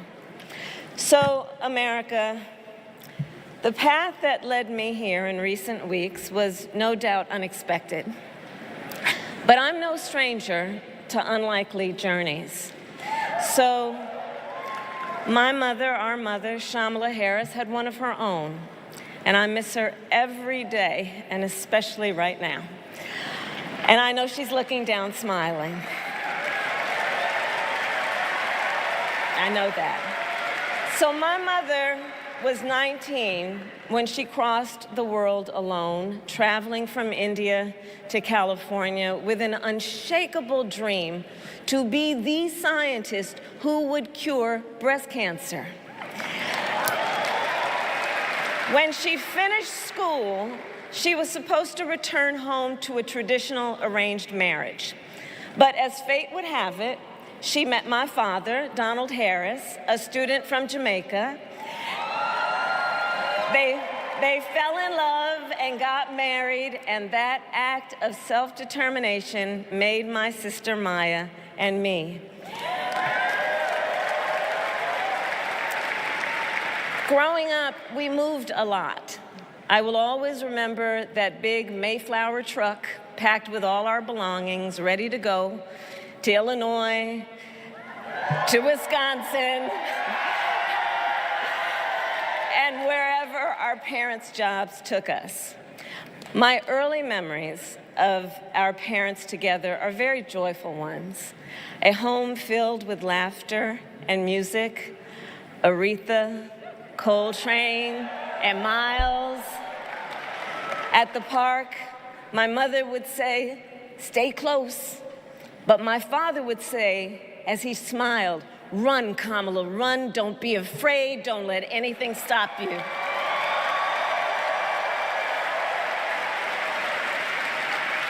From my earliest years, he taught me to be fearless.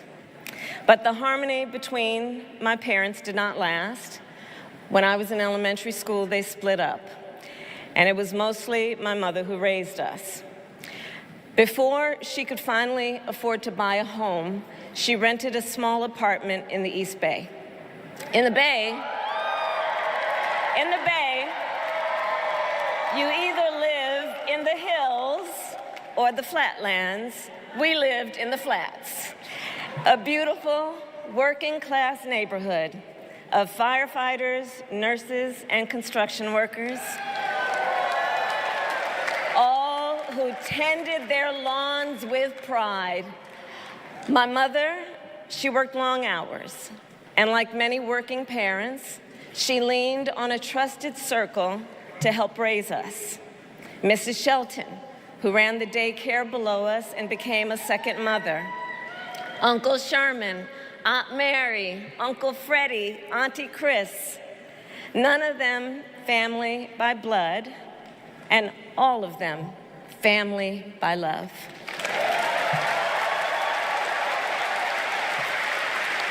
Family who taught us how to make gumbo, how to play chess, and sometimes even let us win Family who loved us, believed in us, and told us we could be anything and do anything. They instilled in us the values they personified: community, faith, and the importance of treating others as you would want to be treated, with kindness, respect, and compassion. My mother was a brilliant, 5-foot-tall, brown woman with an accent. And as the eldest child, I saw how the world would sometimes treat her. But my mother never lost her cool. She was tough, courageous, a trailblazer in the fight for women's health, and she taught Maya and me a lesson that Michelle mentioned the other night. She taught us to never complain about injustice, but do something about it. Do something about it. That was my mother. And she taught us, and she also taught us, and never do anything half-assed. And that is a direct quote. A direct quote. I grew up immersed in the ideals of the civil rights movement. My parents had met at a civil rights gathering, and they made sure that we learned about civil rights leaders, including the lawyers like Thurgood Marshall and Constance Baker Motley. Those who battled in the courtroom to make real the promise of America. So at a young age, I decided I wanted to do that work. I wanted to be a lawyer. And when it came time to choose the type of law I would pursue, I reflected on a pivotal moment in my life. You see, when I was in high school, I started to notice something about my best friend, Wanda. She was sad at school, and there were times she didn't want to go home. So one day I asked if everything was all right, and she confided in me that she was being sexually abused by her stepfather. And I immediately told her she had to come stay with us, and she did. This is one of the reasons I became a prosecutor, to protect people like Wanda, because I believe everyone has a right to safety, to dignity, and to justice.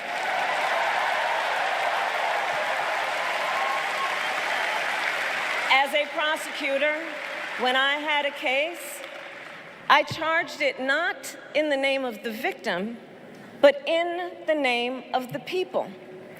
For a simple reason. In our system of justice, a harm against any one of us is a harm against all of us.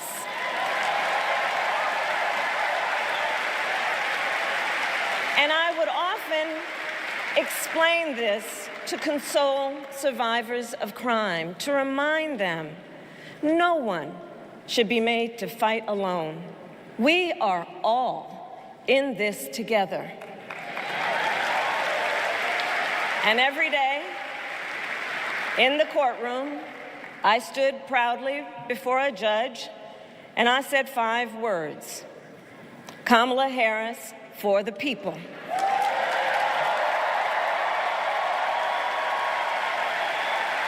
And to be clear, my entire career, I've only had one client, the people. And so, on behalf of the people, on behalf of every American, regardless of party, race, gender, or the language your grandmother speaks, on behalf of my mother and everyone who has ever set out on their own unlikely journey, on behalf of Americans like the people I grew up with, people who work hard, chase their dreams, and look out for one another. On behalf of everyone whose story could only be written in the greatest nation on earth, I accept your nomination to be President of the United States of America. Obama.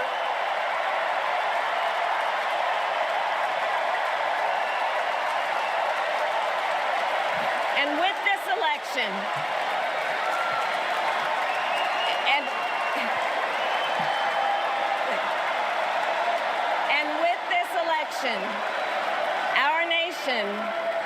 our nation with this election has a precious, fleeting opportunity to move past the bitterness, cynicism, and divisive battles of the past, a chance to chart a new way forward. Not as members of any one party or faction, but as Americans.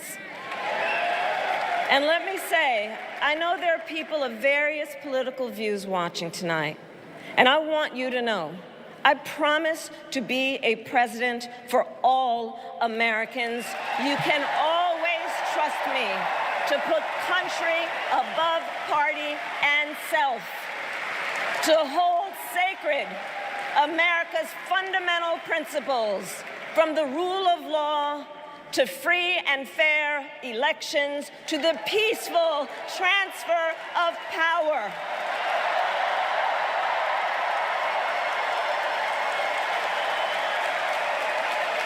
I will be a president who unites us around our highest aspirations, a president who leads and listens, who is realistic, practical, and has common sense, and always fights for the American people. From the courthouse to the White House, that has been my life's work. As a young courtroom prosecutor in Oakland, California, I stood up for women and children against predators who abuse them. As Attorney General of California, I took on the big banks, delivered $20 billion for middle-class families who faced foreclosure, and helped pass a homeowner Bill of Rights, one of the first of its kind in the nation.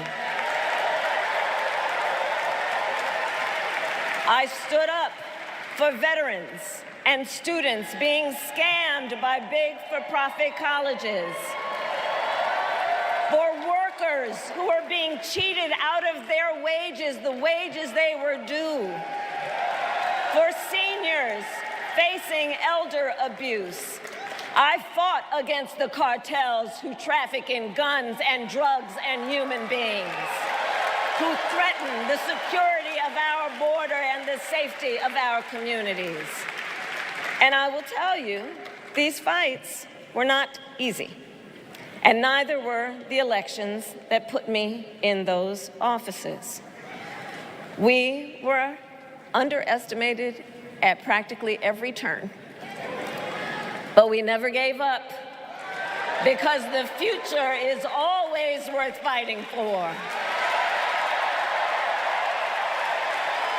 And that's the fight we are in right now, a fight for America's future.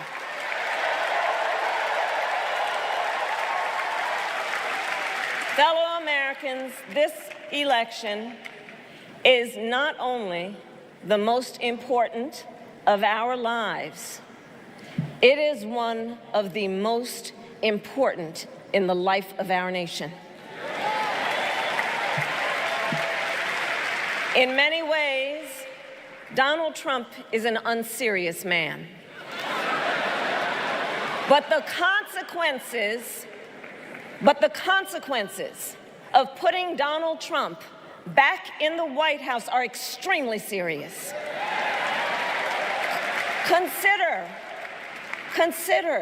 not only the chaos and calamity when he was in office, but also the gravity of what has happened since he lost the last election. Donald Trump tried to throw away your votes. When he failed, he sent an armed mob to the United States Capitol, where they assaulted law enforcement officers. When politicians in his own party begged him to call off the mob and send help, he did the opposite. He fanned the flames. And now, for an entirely different set of crimes, he was found guilty of fraud by a jury of everyday Americans and separately found liable for committing sexual abuse. And consider what he intends to do if we give him power again. Consider his explicit intent to set free violent extremists who assaulted those law enforcement officers at the Capitol. His explicit intent to jail journalists, political opponents, and anyone he sees as the enemy. His explicit intent to deploy our active duty military against our own citizens. Consider the power he will have, especially after the United States Supreme Court just ruled that he would be immune from criminal prosecution. Just imagine Donald Trump with no guardrails, and how he would use the immense powers of the presidency of the United States, not to improve your life, not to strengthen our national security, but to serve the only client he has ever had, himself.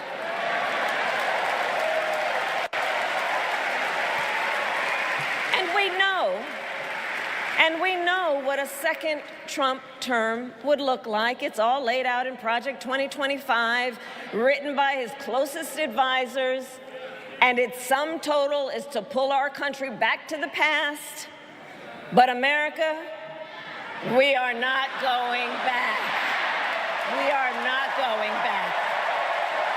We are not going back. We are not going back to when Donald Trump tried to cut Social Security and Medicare. We are not going back to when he tried to get rid of the Affordable Care Act, when insurance companies could deny people with pre-existing conditions. We are not going to let him eliminate the Department of Education that funds our public schools. We are not going to let him end programs like Head Start that provide preschool and childcare for our children. America, we are not going back.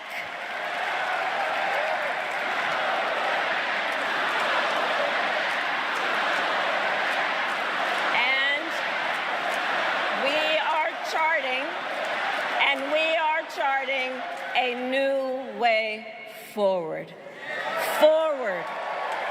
To a future with a strong and growing middle class, because we know a strong middle class has always been critical to America's success.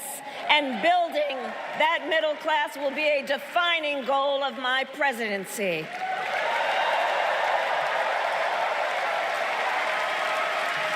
And I'll tell you, this is personal for me.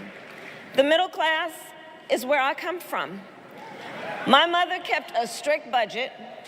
We lived within our means, yet we wanted for little. And she expected us to make the most of the opportunities that were available to us and to be grateful for them. Because, as she taught us, opportunity is not available to everyone. That's why we will create what I call an opportunity economy where everyone has the chance to compete and a chance to succeed. Whether you live in a rural area, small town, or big city. And as president, I will bring together labor and workers and small business owners and entrepreneurs and American companies to create jobs, to grow our economy, and to lower the cost of everyday needs like health care and housing and groceries. We will provide access to capital for small business owners and entrepreneurs and founders. And we will end America's housing shortage and protect Social Security and Medicare. Now compare that to Donald Trump, because I think everyone here knows he doesn't actually fight for the middle class. He doesn't actually fight for the middle class. Instead, he fights for himself and his billionaire friends. And he will give them another round of tax breaks that will add up to $5 trillion to the national debt. And all the while, he intends to enact what in effect is a national sales tax, call it a Trump tax, that would raise prices on middle-class families by almost $4,000 a year. Well, instead of a Trump tax hike, we will pass a middle-class tax cut that will benefit more than 100 million Americans.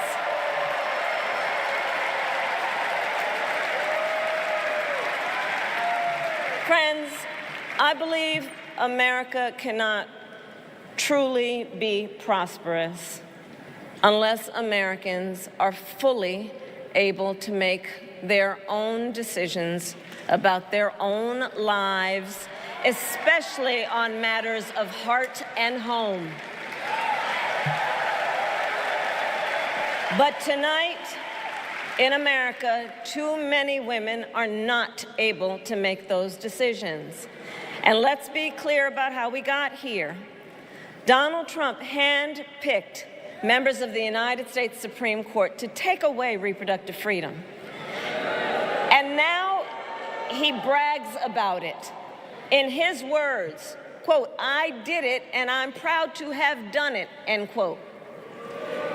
Well, I'll tell you, over the past 2 years, I've traveled across our country, and women have told me their stories. Husbands and fathers have shared theirs. Stories of women miscarrying in a parking lot, developing sepsis, losing the ability to ever again have children, all because doctors are afraid they may go to jail for caring for their patients. Couples just trying to grow their family, cut off in the middle of IVF treatments. Children who have survived sexual assault, potentially being forced to carry a pregnancy to term. This is what's happening in our country because of Donald Trump. And understand, he is not done. As a part of his agenda, he and his allies would limit access to birth control, ban medication abortion, and enact a nationwide abortion ban with or without Congress. And get this, he plans to create a national anti-abortion coordinator and force states to report on women's miscarriages and abortions. Can you imagine? Simply put, they are out of their minds.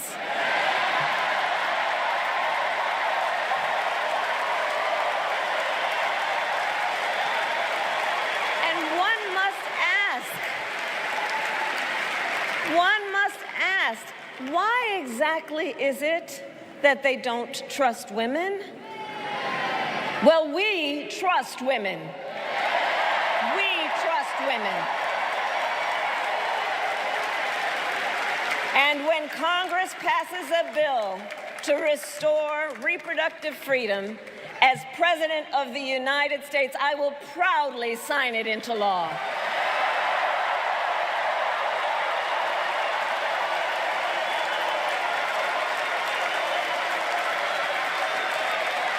In this election, many other fundamental freedoms are at stake. The freedom to live safe from gun violence in our schools, communities, and places of worship. The freedom to love who you love openly and with pride. The freedom to breathe clean air and drink clean water and live free from the pollution that fuels the climate crisis. And the freedom that unlocks all the others, the freedom to vote. With this election, we finally have the opportunity to pass the John Lewis Voting Rights Act and the Freedom to Vote Act.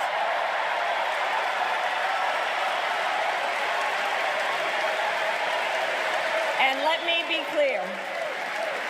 be clear, after decades in law enforcement, I know the importance of safety and security, especially at our border. Last year, Joe and I brought together Democrats and conservative Republicans to write the strongest border bill in decades. The Border Patrol endorsed it. But Donald Trump believes a border deal would hurt his campaign. So he ordered his allies in Congress to kill the deal. Well, I refuse to play politics with our security. And here is my pledge to you. As president, I will bring back the bipartisan border security bill that he killed, and I will sign it into law. I know we can live up to our proud heritage as a nation of immigrants and reform our broken immigration system. We can create an earned pathway to citizenship and secure our border.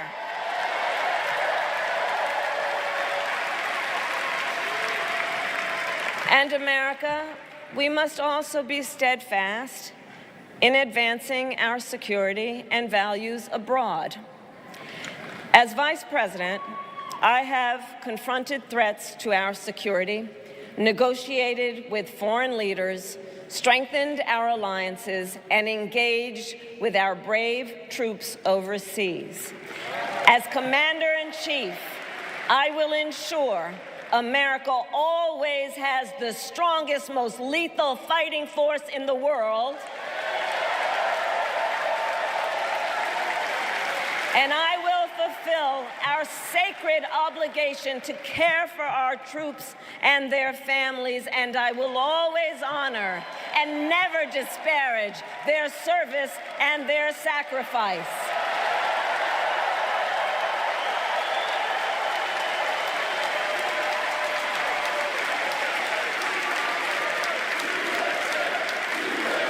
I will make sure that we lead the world. Something about this speech is triggering people to just show up and troll, but we're banning all of them, so don't worry. China wins the competition for the 21st century, and that we strengthen, not abdicate, our global leadership. Trump, on the other hand, threatened to abandon NATO. He encouraged Putin to invade our allies, said Russia could, quote, do whatever the hell they want. 5 days before Russia attacked Ukraine, I met with President Zelensky to warn him about Russia's plan to invade. I helped mobilize a global response, over 50 countries, to defend against Putin's aggression. President, I will stand strong with Ukraine and our NATO allies.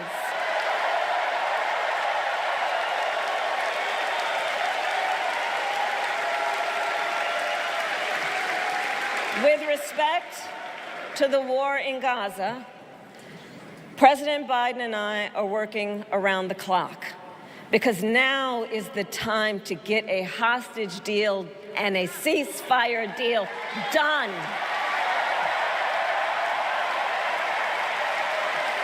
And let me be clear, I will always stand up for Israel's right to defend itself, and I will always ensure Israel has the ability to defend itself, because the people of Israel must never again face the horror that a terrorist organization called Hamas caused on October 7, including unspeakable sexual violence and the massacre of young people at a music festival. At the same time, what has happened in Gaza over the past 10 months is devastating. So many innocent lives lost. Desperate, hungry people fleeing for safety over and over again. The scale of suffering is heartbreaking. President Biden and I are working to end this war such that Israel is secure, the hostages are released, the suffering in Gaza ends, and the Palestinian people can realize their right to dignity, security, freedom, and self-determination.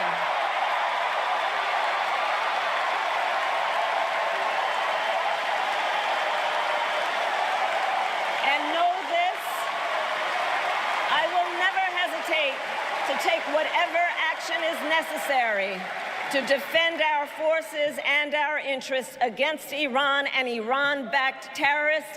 I will not cozy up to tyrants and dictators like Kim Jong-un who are rooting for Trump,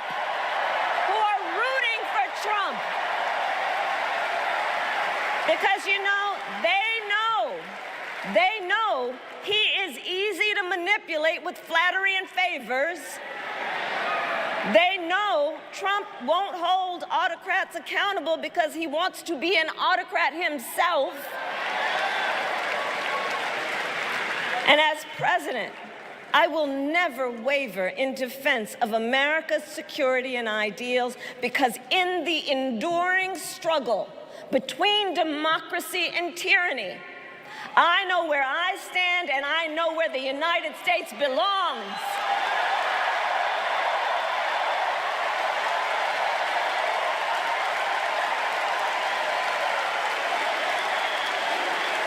Very solid speech. Very, very solid. So fellow Americans,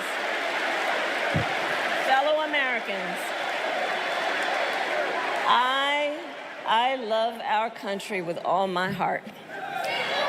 Everywhere I go, in everyone I meet, I see a nation that is ready to move forward, ready for the next step in the incredible journey that is America. I see an America where we hold fast to the fearless belief that built our nation and inspired the world, that here in this country, anything is possible, that nothing is out of reach. An America where we care for one another, look out for one another, and recognize that we have so much more in common than what separates us. Trump is stroking out on Truth Central right now. None of us has to fail for all of us to succeed. And that in unity there is strength. You know, our opponents in this race are out there every day denigrating America, talking about how terrible everything is. Well, my mother had another lesson she used to teach. Never let anyone tell you who you are. You show them who you are. America, let us show each other and the world who we are and what we stand for. Freedom, opportunity, compassion, dignity, fairness, and endless possibilities.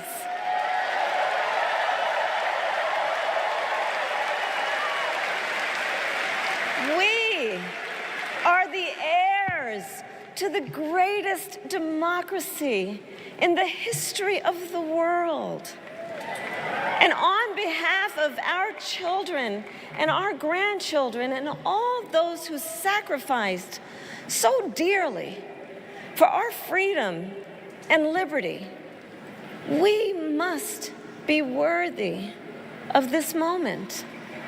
It is now our turn to do what generations before us have done, guided by optimism and faith, to fight for this country we love, to fight for the ideals we cherish, and to uphold the awesome responsibility that comes with the greatest privilege on earth, the privilege and pride of being an American.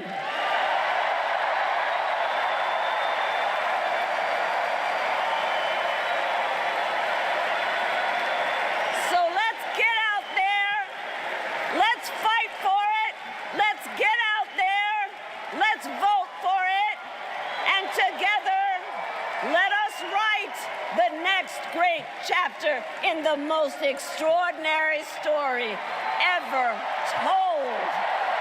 Thank you. God bless you, and may God bless the United States of America. Thank you all. Wow.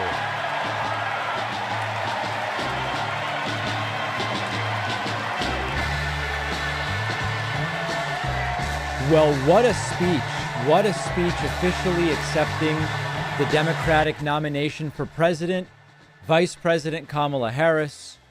Apparent rumors about a performance by Beyonce, apparently wrong, but we will persevere. The nomination is still valid even without Beyonce performing. We've checked the Constitution and it's fine. Just an excellently executed speech. Now, see what you're observing here? This is a couple that doesn't deeply hate each other. Just as a frame of reference, as a comparison. And that's sort of interesting in some nominal terms, I guess I would say. Now, meanwhile, Donald Trump has been stroking out, having a terminal meltdown on Truth Social. I'm not even going to go over there right now, because why bother? We'll cover it on the show tomorrow, as well as, look at Coach, as well as Trump's reaction, the speech, all of it. All of it will be on tomorrow's show. If you are leaving, please do hit that subscribe button before you go. We're trying to get to a very modest 2.5 million subscribers, so please do hit that subscribe button before you leave. I would so appreciate it. Here are the two couples, of course, Doug Emhoff, Kamala Harris, Tim Walz, and Gwen Walz. Potentially, the future, I guess it's the first and second families of the United States. So good to see everybody who joined over on Twitch and Twitter and Facebook. And we really have an election here. Now, I'll be very frank with you. If I'm Trump and I see this, as much as he's going apoplectic and having aneurysm after aneurysm about how terrible she is, I'd be second guessing my decision to debate her. Don't get me wrong. I want the debate. This may be one of the most viewed presidential debates in American history. But if I were Trump, sounds like it's not a very good idea. It seems like it's not a very good idea. At the same time, as Anthony Scaramucci laid out, if Trump doesn't show up, he, quote, self-emasculates. So I hope Trump does it. I think there's a downside not to do it. The Republican Party is in shambles at this point in time, but it's very hard to imagine being Trump, this guy. It's hard to imagine being that guy and thinking that you're going to show up and debate Kamala Harris and it's going to go really well for you. It's just a difficult thing to imagine. This will conclude our 4th of 4 nights of coverage. If you can do only one thing tonight, go to vote.org. Make sure you're registered. Double check your registration. Register if you aren't. Figure out where you're supposed to vote. All of that sort of stuff. And for democracy, make sure you pre-order my forthcoming book, The Echo Machine, which will tell you so much, if you're new to politics, of how we got here and where we should go. Whether Trump wins in November or Kamala Harris wins, how we got here and where we should go. Extraordinarily relevant questions.